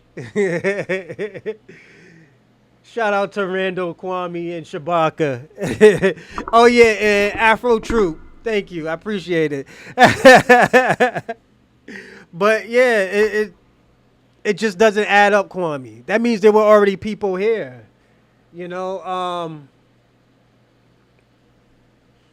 like I said, thank you for helping me with my argument, but we can't do anything about that. It's facts, you know. So we're gonna skip that one. We finished that one. There are drawings from Europe exploring like indigenous people. Long before enslavement. Thank you, Kat Penta Amarju Navanyan Goddess. Shout out to you. There are thank you for that. I'm gonna say this. Kwame, don't bring up that Creole shit, man. You already know that's gonna be debunked. You already know that's gonna be debunked. That shit ain't got nothing to do with no Haitians. I know that's where you're going. Cause you go to Louisiana, they'll tell you that shit that ain't got shit to do with no Haitians. It's kind of they'll even tell you that's offensive. You go down to Louisiana, they'll go down and tell you that's offensive to even say that. You a Native American, you won't get reparations because that's for the transatlantic slaves. How? You know why they didn't give black natives reparations? Cause they separated us. We were the warrior class. We was the ones fighting and disrupting stuff. We was the one killing people on plantations. Why do you think after they caught us, they couldn't put us in they couldn't put us in the they couldn't put us in the fields? Cause yo, we seen killings. We seen blood. Niggas, if 700 if 70,000 third Jamaicans came to America, we would see your culture here. Oh, shout out to Infinity 74. What's going on, player? You ready, man? I can see you're ready. He's kind of right. But yeah, it just Kwame, it just doesn't make sense. You know? And what they have done with the black natives and Africans, they lumped us in. That's why it looks like there's a lot. That's why there's 44 million of us. Because they lumped us together. Oh, yeah, they lumped us together. So they separated black native slaves from. No, no. They separated black natives from red natives. What we consider red slave natives, like, or they like Slavics or some shit. They separated us. Yeah, they separated us. And they just paid the Reds. Because like I said, we were the warrior class. I'm not saying the Reds wasn't warrior class, but there were more of us. We have seen blood. We have seen war. They're not going to throw us into the slave fields and say like, oh, well, you know, go pick some cottons. No, they're going to try to kill you. They're going to try to kill Kwame. That's like, yo, would you rather have a domesticated lion or a wildlife lion? You're not going to want that wildlife lion because it's going to try to kill you because it learns how to kill. You're going to want a domesticated lion where you can pat his head and feed him with your hands. You can't feed a wildlife lion with your hands because it's going to kill you. They couldn't do that with black natives because at the end of the day, they will get killed. That's why people were getting killed off their plantations because the native blacks. They were out here killing people. They were still in war when the Europeans were here. When they tried to take over Louisiana and Florida, they were still at war. So here come these Europeans trying to put them in slavery. That's not gonna happen. Shit's gonna go left. That's what happens, you know? So that's why I tell you it just doesn't make sense, Kwame. You know, let's get to the next one.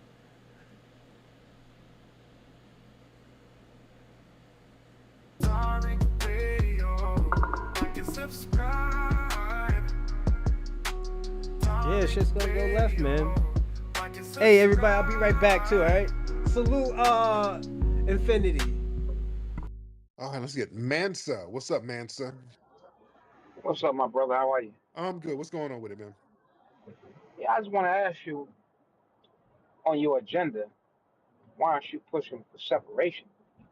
We're not going to work things out with white folks. We can't trust white folks. Trump is a no good cracker, and so is Joe Biden. A cracker is a cracker is a goddamn cracker. I know you heard Khalid Muhammad speak and things Malcolm used to say. Why should we trust white people if they won't do that? So what's my And, agenda? What is my agenda? I didn't know I had one. What is it? I'm saying because, not to attack you, brother, but I'm saying, but it seems as though we saying we Americans. We haven't lived the American dreams, but American nightmare. We were the victims of America. Then what are we? So what are we? Should we black people? Or you want to say Africans more? We not. Why we call ourselves what Master call himself? People have never done right for us. We still getting gunned down, shot Okay, down. okay. You know what I'm saying? Then what are we? I said we're black people. Okay. We're Black black people. people all over, but we're different from other black people. Okay, well then create a name. Why call yourself what the slave master called himself? A cracker who never cared about you, don't care about you now. What And we think this should we call us? cracker Trump care about us, and we think we crazy. Then what should we No call? good cracker, What should we call? huh? Oh, I can come with several names. We can create something together if you want to distinguish our lineage. Not no goddamn American with the white man called, who was our former slave master, who abused us. This day right now, they still killing black people. Same thing. Still Where are they killing not black people. killing? What place are they not killing black people? But On I'm the, not talking. I don't matter what I said, but the fact is, cracker keep killing black people, and okay, you haven't got no. it- They dishonor you every time you pick up a dollar bill. You see this crack. okay, don't okay. Answer the question, bro. Don't go into no whole diatribe. Where are they not killing black people? Where are white people not dominating black people? Where are white supremacists not dominating black people? Because see, cats that get up here and do a bunch of cat. No. You muted me. I said Mali now and Niger. You know what I'm saying? And they're not being dominated with the That, brother Ibrahim Traore. So yeah, we separate, Tariq. that's not true. They're being dominated. Okay, they are being dominated. No, no, no. You don't. You're not gonna say nothing that's untrue. You're not gonna say nothing that's Let me ask you untrue. a They're question. being dominated. Oh, man, hold on. What you said wasn't true. Now they're fighting back over there now, but the white supremacists still got influence all over Africa. They still dominate everything. So you're not gonna say something that's untrue. Well, let me ask you a question, my dear brother. Yeah, You have a daughter. You have a daughter, right? I have two daughters. You have two daughters. So if your daughter gets a you let you they say you let her get married. You get a guy, give her your blessing. You meet the guy, and they get married. And she come back to you 2 months later with a black eye. Are you gonna send her back to the house? Maybe you talk to Dr. Phil. Maybe you'll send her, back with the guy if you're benevolent. But you'll be a damn fool to send her back in that house again. White folks have been doing this to us for 400 years. Why should separation not be the agenda? And go where? Separate the United States. We built it, but why you want to integrate with white people Okay. And go, okay. who have And not go where? changed? Then, sir, the question is, Mr. Mansa, why haven't you separated then? The 400 years. I just Man, how come you haven't separated then? How come you haven't? I just said I just told you. I said Your phone is going in and out, sir. this you're pushing for FBA or pushing your Hey, deodorant. You okay, pushing for that okay. product, right? Y'all, it ain't is always. I'm not stopping you from moving nowhere. I'm, I'm saying, but with your why influence, how you tell us to trust crackers? How we gonna tell then? us to trust Why a cracker? you Cracker is a left? cracker. Why haven't you left, sir? I just said we can separate right here, and we built this. So why should we go someplace else? Why should we go someplace else? We built it right here for So those that separate. want to stay here. Why should Okay, so why how you come know? you haven't separated here? How come Yeah, you haven't started? we have. So this is the bullshit I was listening to when people were speaking on Monday. Like I said, I think it was culturally disrespectful. Definitely coming from, I guess, people from the lineage of Black Americans. And I always tell people, and there was a lady who is saying we are defeated. So no, he's not saying that we're defeated. This man wants us to move to a whole state by ourselves. So that's no, we can't do that. We already built this country, so we're gonna stay in this country. We're not gonna flee. How will we? And this is why I say, yo, this is why we be telling y'all people, yo, get your country fixed. Then tell us how to get it fixed. Y'all are not the blueprint. We could tell that y'all are not the blueprint. So you can't talk amongst us. You can't be in them big boy conversations. If your country is a piece of shit and y'all don't have y'all don't have the things, the everyday living things to live, then you can't say shit. If you have to flee here just to get toilet paper and to use a toilet, you can't say anything. Where is it? We have started. Yes, Where we is it? have started. We're getting Georgia together. We're gonna have Georgia? that as a separate state. Working our way. That's right, Georgia. That's Dude, you right. just saying stuff. I'm not. You want the proof, brother? You want the proof? I'm just asking you, I for go to you really got any Georgia. hope for white people? They taking black folks' land in Georgia now. Got Hmm. some imminent I said we're uniting to make that one of the states we can take and move there. We can have a black. We first we start with having a black governor, black police chief. But working things is not gonna work out with white people. We ain't gonna change white people. Hell You yeah. just a nigga vote Democrat or nigga vote Republican. A crack is not but gonna sir, change My man say Africans invented the running man. his views. You ain't problem gonna get them to is vote for you. the You ain't problem gonna is do you nothing. haven't done anything practically to get it started. All you're doing, We are getting this stuff. You don't know what I've done, but you can't you have get this from got a Twitter conversation. And why that's you what gotta? I'm saying, but why? That's why you gotta attack. I'm attacking just me. having. You're sitting here saying a bunch of stuff that you haven't done. I said we trying to get it. That's why don't you help us, sir? You don't believe in Dude, separation, brother? separating, we're in a global system of white supremacy. You're talking about separating by going to Georgia?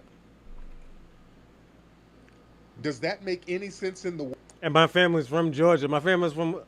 If y'all know, I don't know if y'all knew, my family's from Augusta, St. Clair's, and Savannah. But my family also comes from Alaska. That's my part of my family. But you know, like I say, it's a weird situation when it comes to these people. That's why we have to. This is why I always tell people watch the Tariq Nasheed. If you like or dislike him, if you dislike him, you should get a book and say what you dislike about it, about the situation, not him, but what he said. You know, then after that, go on his space and ask him about what he said, and he'll be like, "Oh, well, this is what I mean. Am I lying? Did I say anything offensive?" You know, World? like he'll talk to you. A state with a white, ain't the governor white down there? What are you going to do? Come on now, let's talk real. And just when it comes to being practical, you start talking in circles. You muted me. What I said we take over the state, Tariq. I didn't say, goddamn How it, are you we going to vote take for a over white the man state? as the governor. We How? take over. If enough of us move in that area, we can take the governorship and control How? our own destiny.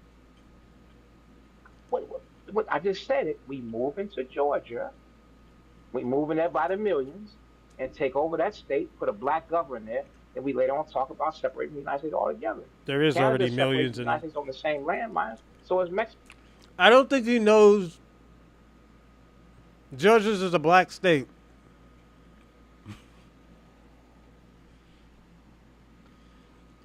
This is the type of shit I have to hear from Pan Africans. Like, thanks for Kwame. Kwame actually gets me ready when I talk to Pan Africans. All jokes aside, there was a lady talking about her father's from Senegal. In my head, I was like, bitch, what are you doing in reparations conversation if your father's from Senegal? And she said, I did an ancestry DNA and he's from Senegal. Yeah, I understand, but you're from Senegal. You're from a whole different country. Why do you care what happened to us years ago? That shit ain't got nothing to do with you. It's just I always say this when it comes to when people are trying to get some money, that's when this is how you see the true colors of people. You know. All jokes aside, I got that out of reading these books, all of it right here, and I got some Pan African books here too. I got this one. I know Kwame ain't gonna like this book, but this one, you know. But yeah, I got mad books, you know. But it like I said, it comes with the territory when you deal with these type of people, these Pan Africans and stuff, man. Like me, I'm just I guess because I'm older now, I start to see the bullshit that they've been doing, that they've been giving us, that they've been doing to us for years, you know. Mexico. So why we can't have a separate state for black people? Because you put every time this happens, white man just shot the black man. White man just shot a black man. That ain't right. That's smart. No, a cracker's supposed to put on your ass. That's what he is. He's a cracker. He's the devil. He But ain't what gonna you change him. just Okay. being speaking about a bunch of impractical things that you're not doing. You haven't done that. I said, brother, I'm dealing with mass and crime. I'm educating ex-offenders. I'm dealing with the vice lords, Crips, Bloods. We're working with them, educating our brothers. So I am doing. I got the track record and the receipts You're to show what I'm doing. So you can't say I'm doing. He's a You have to, social I'm not worker, attacking you. I'm just nigga. asking why I'm not you as attacking you. My man's a social worker. No, he's a parole officer. Just I work with all the gang members. Nigga, you're a parole officer. I'm just you see I'm not. You see I'm not. I'm just saying why you as a I'm leader with all not the a influence you goddamn got. leader of You, anybody. I'm not a leader. that's brother. I've People look. never Listen, said I'm a leader. You sound oppish, to be honest. Mm-hmm. You sound oppy. man, I ain't no guy. You sound real oppy, brother. When people start talking that, hey, you a leader, How do I say it? when How I cats, sound? and I done said a million times I'm not nobody's leader. And when you Brother, okay, forgive me. You're not a leader, but and everything you say is real accusatory, and everything the crack of this and the crack of that, and you the leader. And also, I'm looking at your page, bro, because you're not coming in good faith. You got some shit where you got an upcoming live talking about is Tariq the modern day Hitler or King Leopold? yeah, the way you disrespect Right. So African you people. coming in on some disrespect shit. I can hear the passive aggressiveness in your voice, bro. Yeah. Ain't no passive aggressive, brother. I reached out. I said I wanted. I told James Paul, let me holler at you. It's not right how you degrade. Dude, That's the shit, yo. I always tell people all the time, when it comes to the Pan African community, you gotta be careful of the people that just pop out of nowhere. Even if you're a Pan Africanist, you gotta be careful with those people who just pop out and just, they just go buck wild crazy. Like I said, like I always told you, I've been doing this for a little bit over, it was a year and a half. It's saying the white man, whoever, who owns everything, who's better than kissing white man's ass, man. Shabaka, you just don't like him. Just say you don't like Tariq Nasheed, and he gets under your skin. Because all this shit you saying, it's not true. If you say, oh yeah, Tariq Nasheed did this bullshit over here, and he's a motherfucker for it, but you're not saying that. You're just saying that, oh yeah, he's seen who could kiss the white man's ass, and you're like, it looks like you're just deflected. You know? You're like, yo, when I say stuff to you, Shabaka, I'm just saying it so, to bring your game up, man, because you can't go around just saying shit like that who want to be on a white man's plantation. You sound like this motherfucker right here that we're watching. Watch, listen. Listen to him. dude, I don't degrade anything. Nobody degrades Africa more than Africans themselves. They degrade Africa. Nobody grade FBA, but we grade ourselves. Who? We shoot up each Hey, other's look houses. at. So how you No, going? So you call these people musty? You call no, them we don't. musty? You call them? No, we You don't. call, No. I'm not. Dusty Negroes don't define who we are. Foundational Black Americans are phenomenal people, and just the fact that you define us by the acts of a few dusty ass niggas, that's Mm-hmm. real oppy. Something real weird about you, bro. this is the That's fact, something real weird about you. You sound very oppish. brother. I'm no op. I said just because your brother's giving you constructive criticism, and I asked to meet with you. Just babble. Because you ain't doing nothing you're saying. I don't do that. I'm a grown ass man. I ain't about to sit up here and say a bunch of shit I ain't doing. I'm a doer. I'm not gonna sit up and talk about nothing. I'm gonna be about it. If I'm gonna do something, I'm gonna do it. I'm not gonna be on this. Well, one day we gonna just everybody gonna move in the millions to Georgia and take over the governorship. Man, stop. We stop that bullshit. Mm-hmm. Because you got hope in your slave master. You don't think That's that what you got hope. you're a slave master. You're a slave talking like a slave because you're not gonna do none of the shit you saying. You're not doing that. That's what. You Brother, ain't you don't know doing what. nothing. You ain't doing none of that shit. You would have done it. You're not doing anything. That's why your focus is on Well, then you would have done it. You ain't. that Oh, what stupid can you shit. do in I black ain't people? saying I'm gonna go take over. Where are we gonna get our own land at, Shabaka?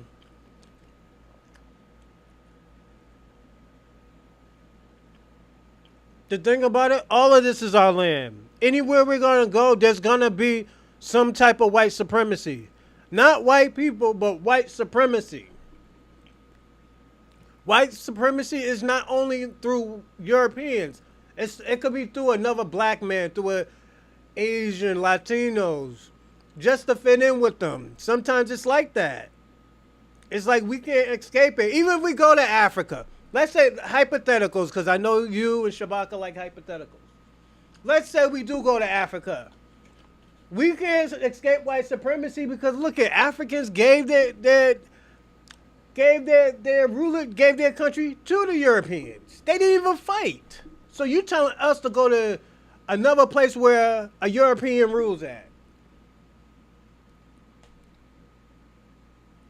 There is nowhere in the world you can escape white supremacy. It's always going to be there.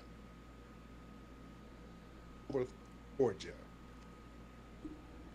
I said, what are you doing? Our people attack. Beg the Damn white man to give you Georgia. justice. When they shot that crack and shot that sister You Sandra. understand? So yeah, you trying to get okay. I'm an African American. I'm looking at some other stuff. Yeah, you're trying to get clout, man. Yeah, you using my name to get some goddamn clout. Well, That's what that is, man. You on some weirdo shit. No, I told you I see how dangerous the people are following you are. How they talk about Africans. How they even told a little African child they What spit the on the fuck you child. talking? They kill The hell you? children. yeah, let me say something too. Because I deal with a lot of Pan Africans with this shit. When I talk about Africans, my nigga, it's not all Africans.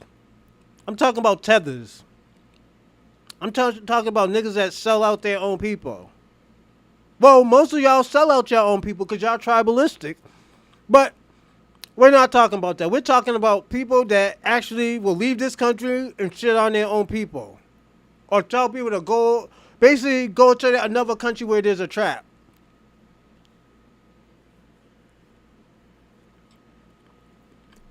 I think personally, I'm gonna say this.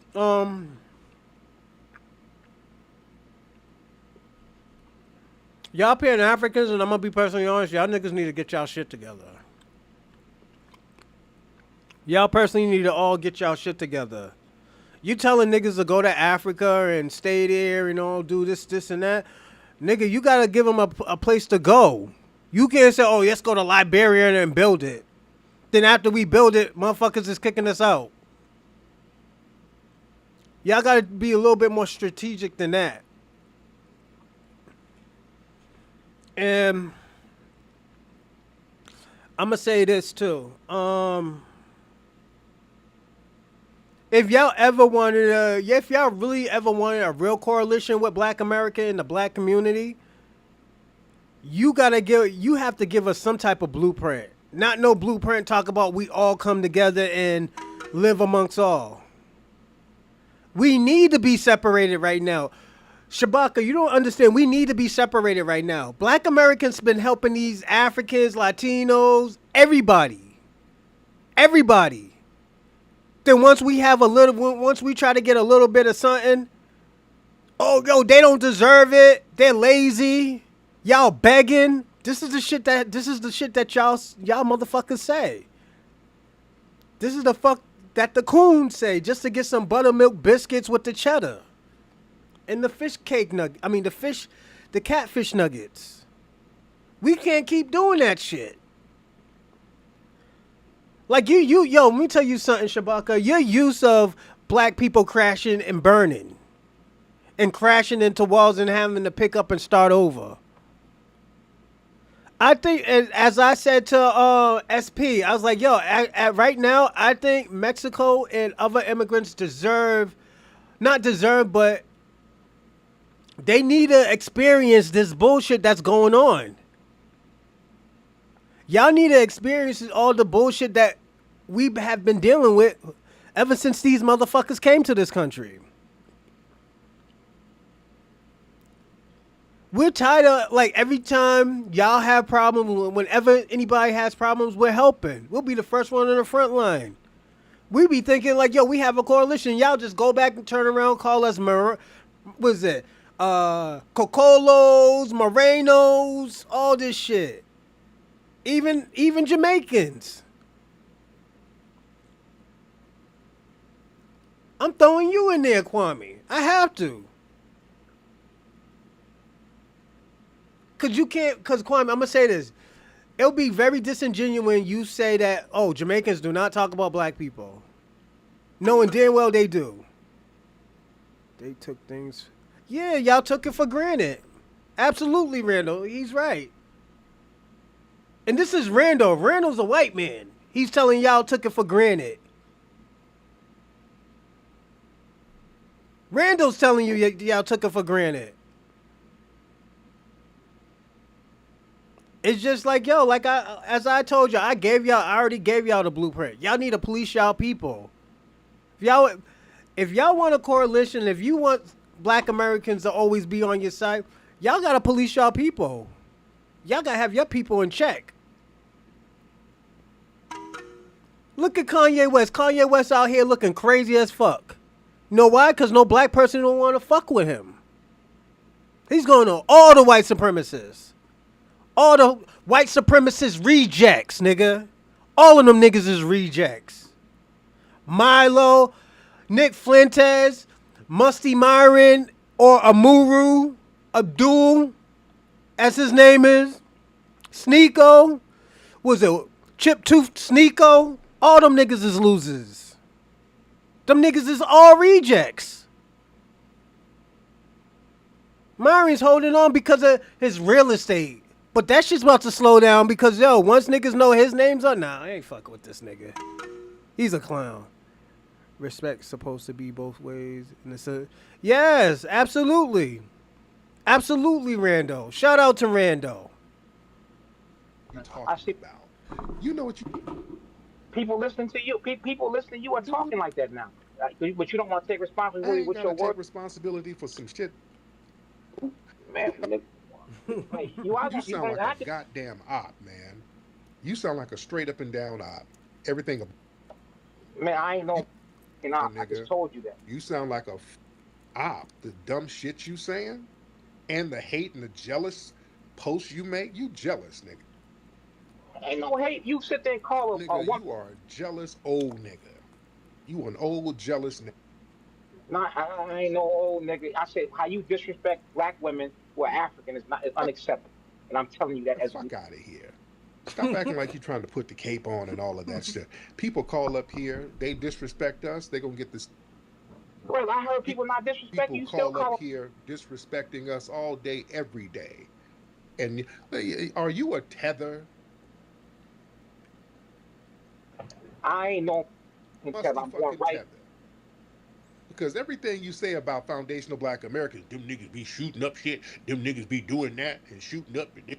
So, Well, I stopped the shoot. What you talking about? I'm a vice. Dude, you sound like a buster, my guy.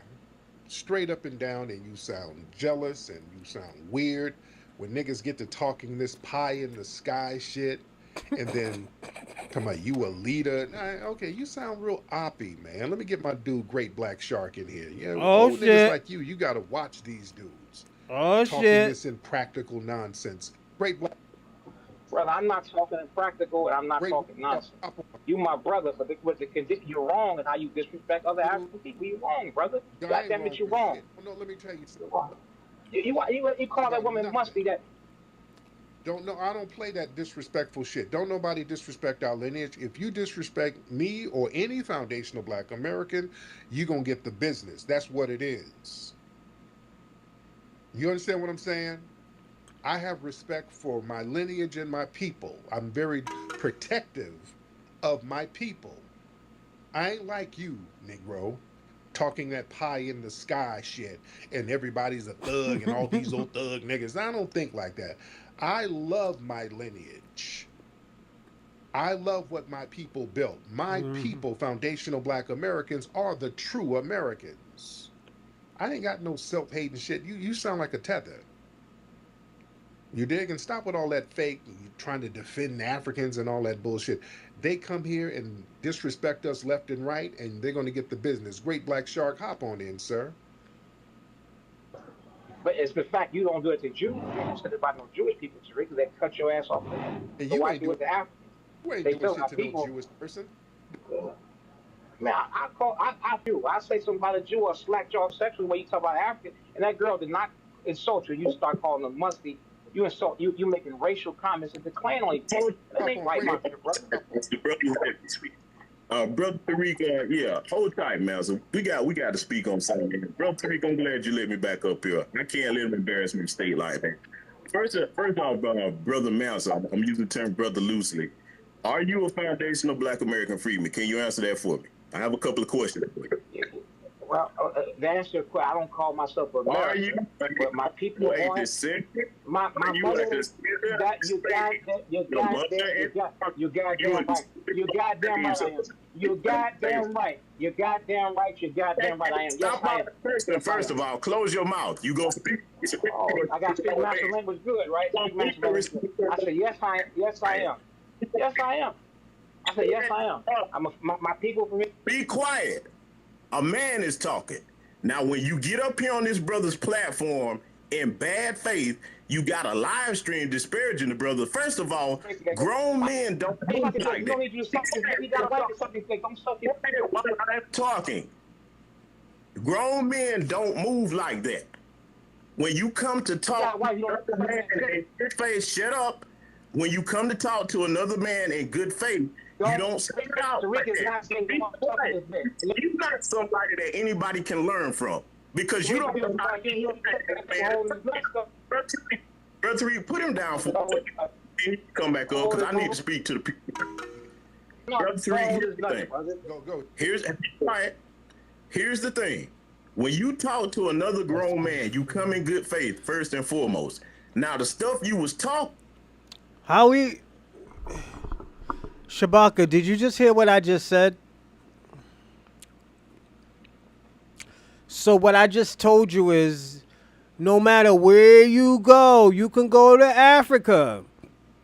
There is still white supremacy.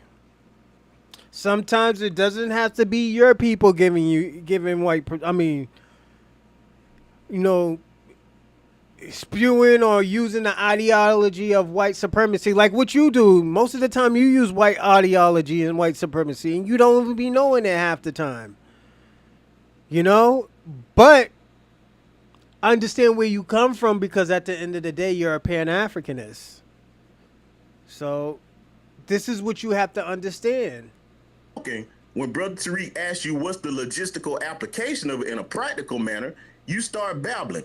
Let's be clear. Those that talk like you with that separation stuff, you're not going to separate anywhere in the continental United States and have an opposing government, because that's exactly what you were saying, speaking around the long way. I just said that. If you come into a space, this space is full of grown men that build. I'm one of them. Brother McCall's one of them. Brother Tariq's work speak for itself. Several brothers and sisters in here are about actually doing some damn work. Coming over here because you jealous of this brother has the respect of the people, not because he's popular, not because people want to be his friend. Tariq has put in over 2 decades worth of solid educational work, grassroots work, bailed people out of jail, paid for elders and icons' funerals. If you hadn't touched a fraction of what this brother has done, don't come over here accusing our brother of anything, because we're going to defend him when you try that. The last thing I want to say, Brother Tariq, and excuse my tone, but I can't stand clowns like that. If you are from my state of Georgia, you're not going to embarrass foundational Black American freedom in Georgia men that put in work out here on the ground. One of the things that I contributed when the hurricane hit down here, I didn't wait on FEMA. My father and my uncles and I, we got together and sent trucks load of aid to our people that were Black around this country. So guys like that pisses me off, man. So, brother, He put in generations of work, Kwame. I mean, decades worth of work, man. This is where you can't hate on him at.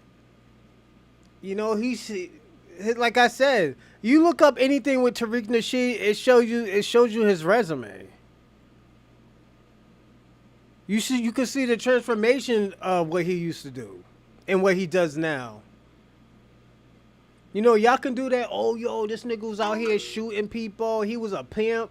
All that shit. Nah, you can't use it. You know why you can't use that? Because you need evidence to back that up. Tariq, I'm sorry about that, but I'm going to defend you at any time that I'm around. And I hear that foolishness come over. That said, I will yield the mic and salute to my good brother McCall up here. Much respect to you, brother. Thank you so much, brother. Brother McCall, hop on in, sir. Great minister of code. How art Oh, thou? I'm so good, my shit. brother. How are you?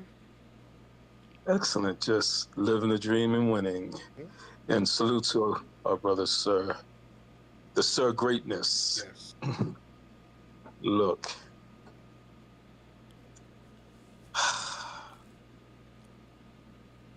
Panties. Come to Africa. I challenge you. In fact, I dare you. You're not coming. You know why? Because Garvey Boat didn't bring you. It was all fantasy. Yeah.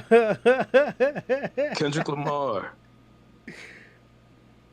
what I would consider gave the best representation of enlightenment, Oh my God. codification, and the paradigm shift.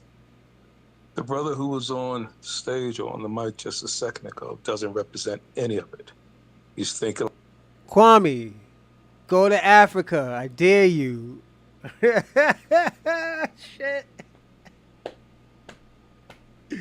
Kwame, you ain't go. Everybody, the X universe. This is Kwame. He say he's going to Africa. This is one guy I could say he might actually really do it. And I told him I need to save up some type of money so if he ever gets like kidnapped or fucking somebody scams him, we could get Kwame back home to America. We could get Kwame back home to America safely. So, is that? This is the kiss of the white man. He wanted to beg Europeans. That's not begging. We fighting, man. What are you talking about? Unlike Diddy, no 304s or sodomites have yet emerged to accuse. Facts. That's true. Alpha Afro Troop TV. That's true, actually. But yo, we might have to set up a GoFundMe for Kwame when he goes to Africa, because we don't know what's gonna happen to him. That's all I gotta say. Yo, Kwame, we gotta set up a GoFundMe. Before you salute FBA, what's going on, man? How's everything?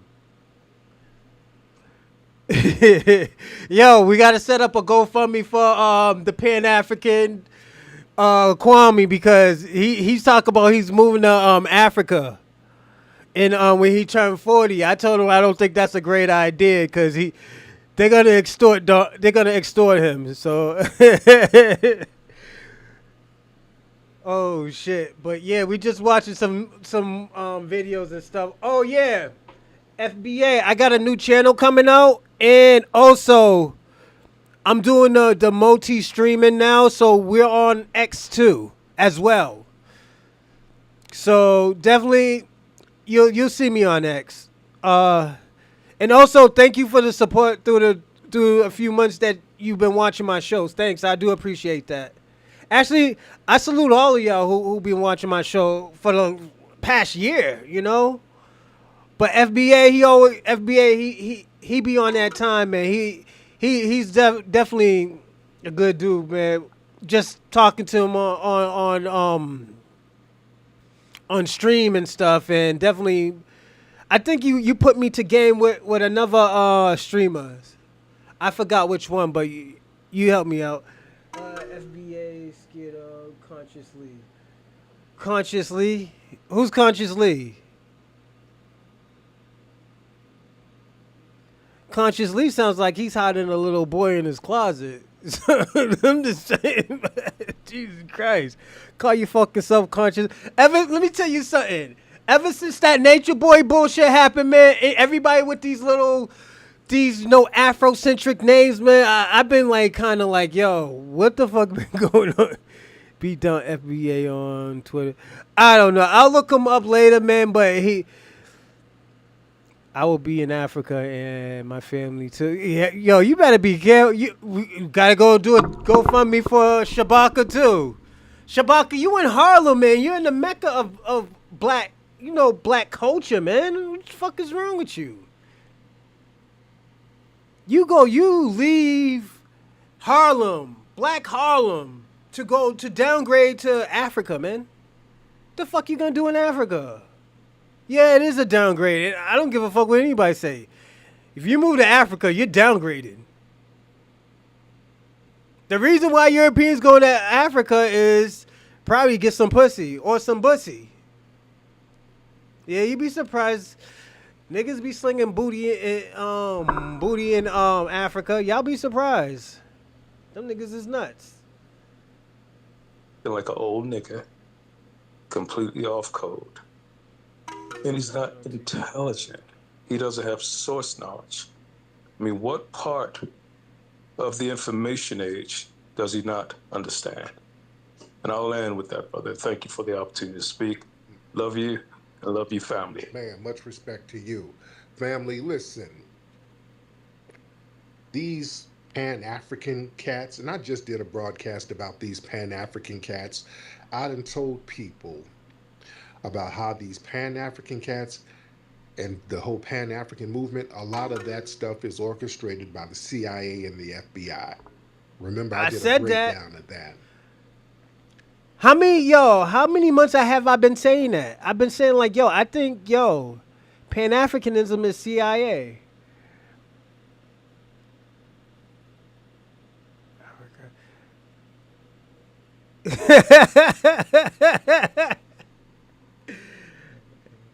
Afro Troop is trolling today. You go on, Troop. You go on. Oh my God, Kwame. I watch consciously just for you. I don't mind just to see more. I'm a content creator. I don't mind. I do want to say this before we go on to the next one. Let's see how long this one.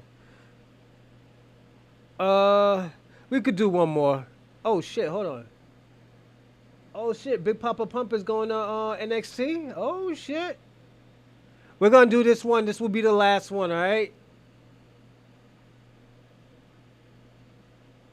Why do you think that? Because there was a poll recently where they asked, non-black, Americans or just non-black people if black people deserve reparations, and overwhelmingly they said no. So why do you think that non-black people said these are non-black people? Non-black people. Why do you think they don't think that black Americans deserve reparations? And how would you go about giving reparations to black Americans?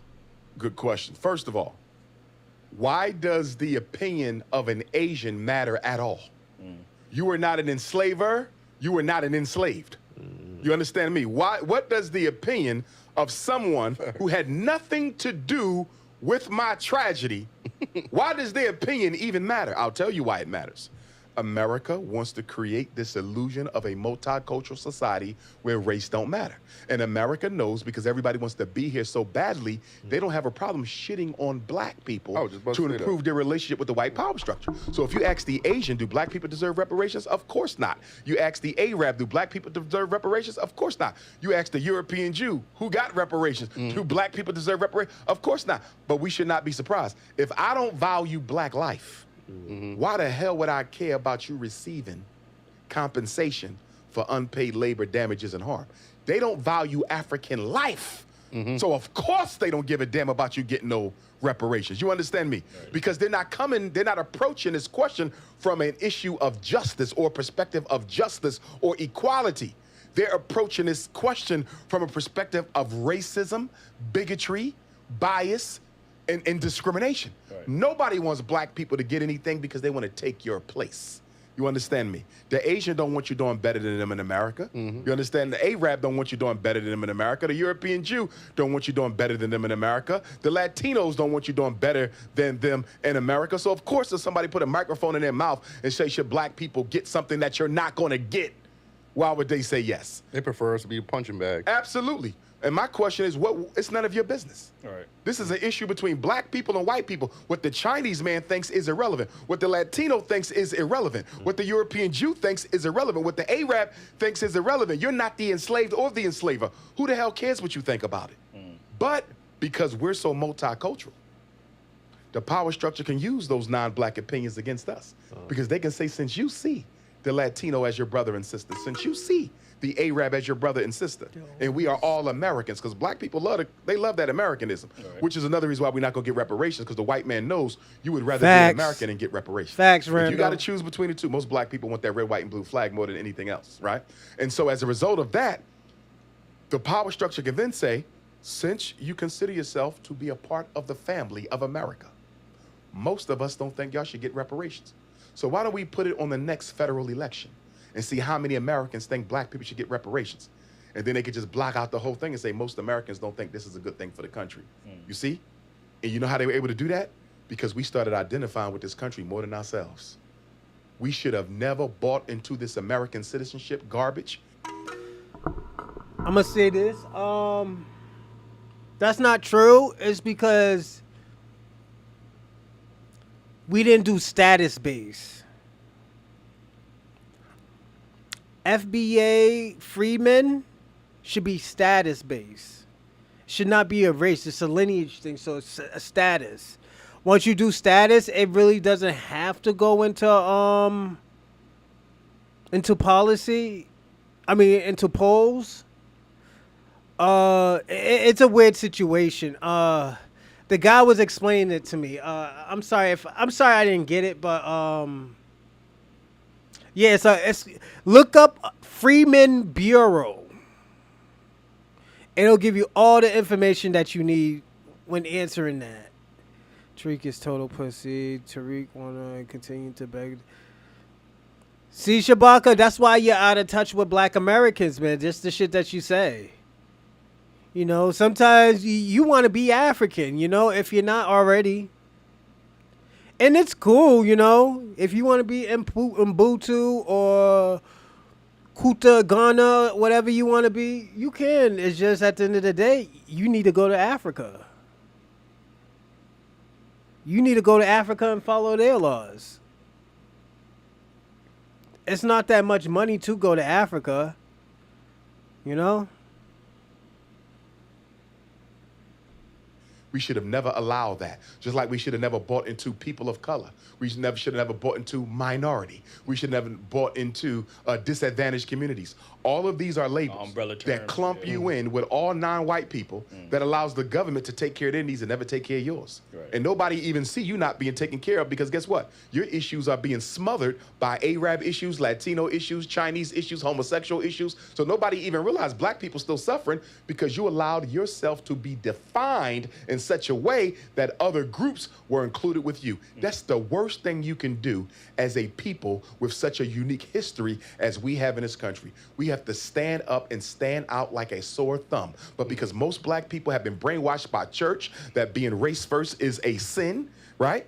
And because most black people have a low racial self-esteem problem, the last thing they want to do is stick out. We are too neurotic about being black. We are too insecure about being black. We are too anxious about being black. We don't want to stick out. We want to blend in. And that's how that multicultural weapon was used against us. Because, you know, right now when we're having this conversations, there's a lot of words being interchanged. We got African Americans, we got blacks, you know. So some people would say that black Americans have an identity crisis. We don't know if we want to identify as black. We don't know if we want to be African American. We got FBA, we got Moors. We got all these different terms to describe black indigenous slaves, or you get what I'm saying? So do you think that black people in America have an identity crisis? I think most black people in the world have an identity crisis. You got to remember, when a white man went into the Caribbean, if you were a British subject, you may have called yourself British. If you went into French West Africa, there are Africans who might still consider themselves subjects of the French Empire. You understand me? Most Africans globally have an identity crisis because we have been conquered by white people. Remember, only once upon a time, the only independent country you had on the face of this earth that was black was Ethiopia. That's the only free black country on the face of the earth at one time. And we were forced to do what? Speak out, speak our oppressor's language, wear his clothes, worship through his religion, and identify with his flag. So we all had, and many of us still have, an identity crisis. Now, as far as all the different ideologies and political ideologies, here's what I say to that. I don't give it a lot of attention because I think most black people know they're from Africa. Right. So when people lie Sounds and say like you're you, not from Africa, you're Kwame. Cherokee or Choctaw, this or that, most black people have enough common sense and command of the history to know where they came from. I mean, you have DNA analysis now. We don't even have to debate this philosophically. We can find out genetically. Give some blood and let's see if the Cherokee Nation comes up on the damn paperwork. You understand me? It's not going to come up because you're an African. Right. But again, nobody wants to be on a losing team. So look at the contradiction. We'll get mad at a Jamaican African brother. This nigga just called Africa the losing team. That's fucked up. This is y'all leader. Sister who doesn't identify with us. We'll get mad at an immigrant Nigerian African brother or sister who don't want to identify with us. But you got American Africans right here who will tell you they're not African. I'm a Cherokee. crazy. I'm a Native American. I'm an alien. I'm not a this, I'm a African. that. And we don't say nothing to them. You see? So how is them not wanting to be an American African any different than a homegrown American African telling you I ain't African? You see what I'm saying? I get what you're saying. The harm is equal. So why separate it? See, as Pan-Africanists, we don't see, there's really no differences. The same isms and schisms and self-hate that we have in America, they have it in Africa. They have it in the Caribbean. There's Jamaicans who will tell you they're not from Africa. They got over in there. They don't really. They have racism, obviously, but since the majority of the continent is black people, they have a whole thing called xenophobia now, like where you discriminate from another African because they live in a different country. Like, you get what I'm saying? So They do, but a lot of the xenophobia, and it's not justifiable, but a lot of the xenophobia is economically related because what happens is you live in South Africa. Right. He lives in Namibia, hypothetically. right. It's the classes you mean? No, stay with me. Yeah. So you are boycotting your job because y'all want higher pay. So they come to Namibia and tell you, get me 100 Namibians, come to South Africa, we need y'all to break this protest. You hungry, you got kids to feed, so guess what you do? You come across national lines and you break the South African protest, now you just gave birth to that xenophobia. Why would you bring your black ass to my country and sabotage my fight Right. for better pay? You see that? Okay. So a lot of the xenophobia in Africa is economically related. It's the white man, again, Facts. putting black people against each other. black people. It's the same thing they do over here with us. It's no different. Right. So which division you think is more important to fix first? The division here in the U.S. or the division in Africa? It's always global because we do not live in a isolated box. And that's the problem when people say you got to take care of the African American thing first. That's ridiculous because you may never take care of the African American thing. So the whole African See that? How long we been taking care of Africa? How long we been taking care of fucking Africa and they turn on us? We're listening to this motherfucker? The motherfucker who can't even get a school started? Yeah, I gotta go in. Fuck it. Pause. But like, yo, it's we can't keep on listening to this motherfucker talk about we gotta take care of everybody else except ourselves. This motherfucker just says, like, yo, fuck you. Take care of everybody else. Everybody else is more important than you. Listen to what he just said. It's always global because we do not live in a isolated box. And that's the problem when people say you got to take care of the African American thing first. That's ridiculous because you may never take care of the African American thing. So the whole African world goes to hell because we didn't fix this first. And you'll find that you can actually do a better job of fixing local issues when you tap into the global. We try to fix Africa. We had Africans come to America to unite with us, and they turned on us. That's Pan-Africanism. That's Pan-Africanism. Don't listen to this motherfucker tell him like, yo, fuck your family, fuck what's ever going on in your community, fix Africa. Fuck Africa. The Africans don't even like Africa. The motherfuckers don't even like Africa. Why the fuck would I want to fix that country? This is the shit that he be on, man. I'll be like, nah, I ain't fucking with that. I used to be on that Pan-African bullshit. And until I found out what Pan-Africanism really was. And I'm like, yo, these niggas don't even like us. Why am I trying to befriend them? issues because you're cutting yourself off from ideas, you're cutting yourself off from strategies, you're cutting yourself off for resources that can be put in play locally. And the thing that I always get with people, why can't you do two things at once? Can't you carry water over here and still carry a cake over here? When you drive in your car, ain't you staying with your arms and using the gas and the brake with your foot? Right. Why, only when we deal with politics and black solutions, do people say you can only do one thing at a time? You can do both. Yeah. Every Pan-Africanist in history has done both. We focus on the global unity of the race while we attack our domestic problem. The most honorable Marcus Garvey from right here in New York City was more instrumental in a lot of the changes that came to black. Marcus Garvey is from Jamaica. He's not from New York. You see that, Kwame? You listen to him? That's your boy. People in New York City, the local black elected officials. And he was a Pan-Africanist. So people have this perception that Pan-Africanists only care about the global agenda. Yes, the global agenda is king. You damn right. But my local issues matter just as much. Fuck because that. if I'm trying to organize Fuck people to join the Pan-Africanism. global And fight, I'm sorry. what better way to do that? I'm sorry, but fuck that Pan-African bullshit. This motherfucker just came out flat out and just said, like, yo, forget about black people. Forget about your home. Forget about what's going on in this country. Worry about Africa. You are not listening. The FBA owns nothing. Africans own nothing. Africa owns nothing.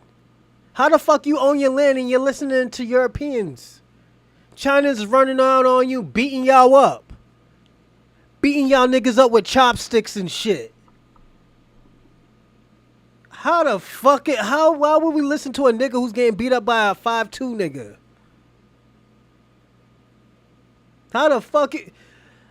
Let me tell you something. I'm not gonna listen to nobody who be fucking child trafficking their kids. That's what Africans do. And I'm sorry to fucking minimize them, but at the end of the day, this is what we see them do. We seen the sex trafficking that goes on in Africa and in Europe because of Africa. These people think they're going to Europe to become a doctor or something, and they out there selling pussy. They out there giving hand jobs to 90-year-old European guys. They out there getting pregnant by fucking Jack the Ripper and shit.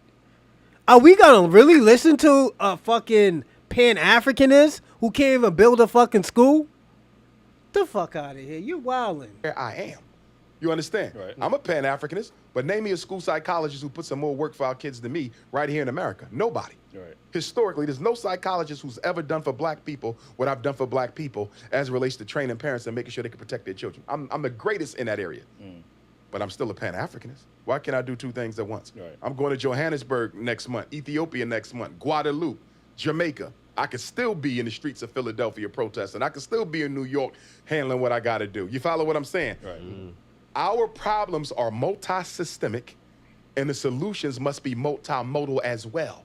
We just can't put all eggs in one basket. Nah, fuck Bars that. and chains. We are, Bars and chains, which is Jordan. another issue that I have. This dollar is about the plump. We have bricks, some that white people has reaped on our ancestors. Reparations is not something. There we go, while right he's here. working on something. You can ask man, he enjoy great kid. You understand? Right. I'm a Pan-Africanist, but neighbors, can I do two things at once? Right. Still what I'm saying. Right. Our problems are multi-systemic, and the solutions must be multimodal as well. We just can't put all eggs in one basket and wait for that basket to sell before we get another basket. That's ridiculous. You're working on something while he's working on something, while you're working on something, while I'm working on something, while he's working on something. There is no one problem at a time. That's ridiculous. You're right. Right. So, what would be your solution to reparations, and how should that be? Well, for There we me, go. couple things. Number one, the psychological cost of reparations has not been effectively quantified yet. That's being left out of the conversation. You can get more for psychological damage than you could get for unpaid labor. You feel me? 246 years of unpaid labor, that's nothing compared to the psychological terrorism that white people has reaped on our ancestors. That's in our soul, in our DNA, in our blood. Right. I don't hear enough people talking about the psychological cost. That's your biggest pay right there. And when I say pay, I don't say cash because I think cash payment is a trap. I don't have a problem with cash being on the list, but it should not be primary, especially now, because you have BRICS, Brazil, Russia, India, China, and South Africa, who are about to float their own currency. They're going to tie it to the gold reserves in their countries, and that's going to drop the value of the dollar. You see that? He don't want us to have it. I heard what he said. Psychologically, we're not ready to have the money. I don't know why we're worried about money.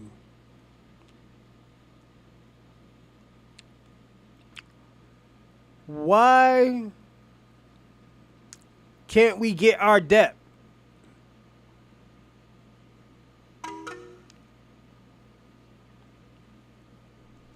Who is we built?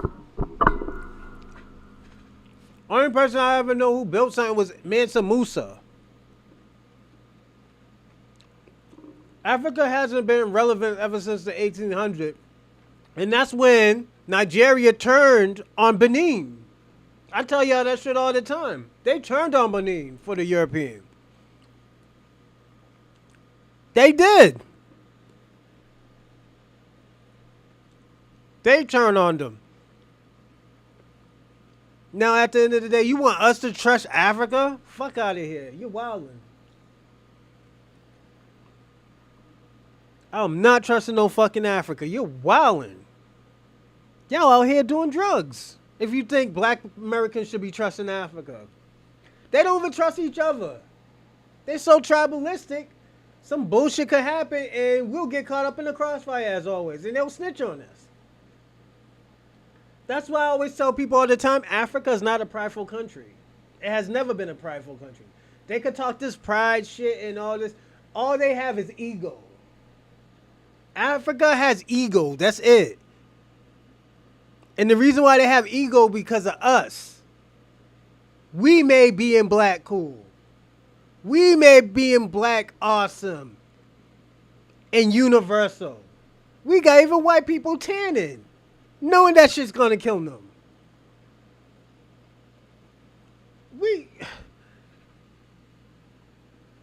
I'm gonna say this. I'm gonna land right here, all right, everyone? But when I started talking in the beginning, I told y'all when I went to that reparation task force city meeting, I was so disgusted of Pan-Africans.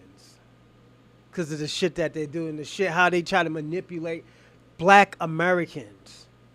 How they try to stick Africans in so they could get reparations too. That's what Pan-Africanism is.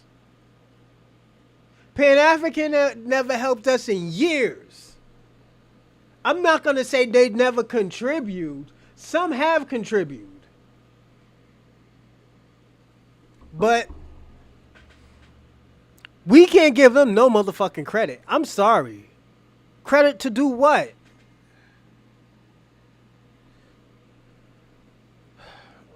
Credit to do what? Do the same shit that we were already doing? You come into this country because your people didn't stick by you and do what they were supposed to do and defend you? They just turned on you? And you want shit on us because, we're about to get shit popping? I really do. I'm going to personally be honest. I really do believe that we should delineate for a few things. After I heard what Nikki the God said and Professor Small, it was powerful. It was powerful. We can't keep on doing the same thing. We can't keep on doing the dumb shit and the bullshit and just it's getting the short end of the stick of everything. So I want to do this before I close. I want to thank everybody, Shabak, YouTube, X, Shabaka, DJ Big, Rando, Afro Troop, Kwame, FBA. Who else? Got Rando, Shabaka. I know there's a Infinity 74. Capinet, Armg, Navayan Goddess. Jeez, you got a long name.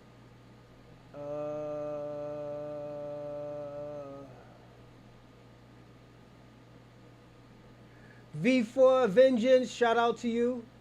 Chosen 1916, 1619, sorry. Shabaka, let's see.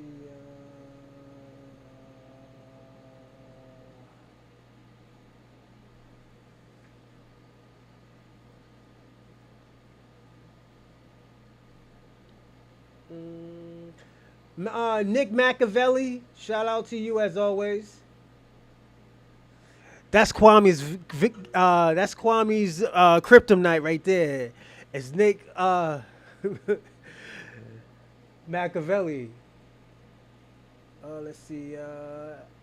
Isaiah, shout out to you. I already said DJ Big. You're the first person I said actually. That's all. That's how far I got. Thank you all, man, and y'all have a great day. I might do something later on, but yes, I do got a new channel coming out. I might do it tonight, but definitely tomorrow.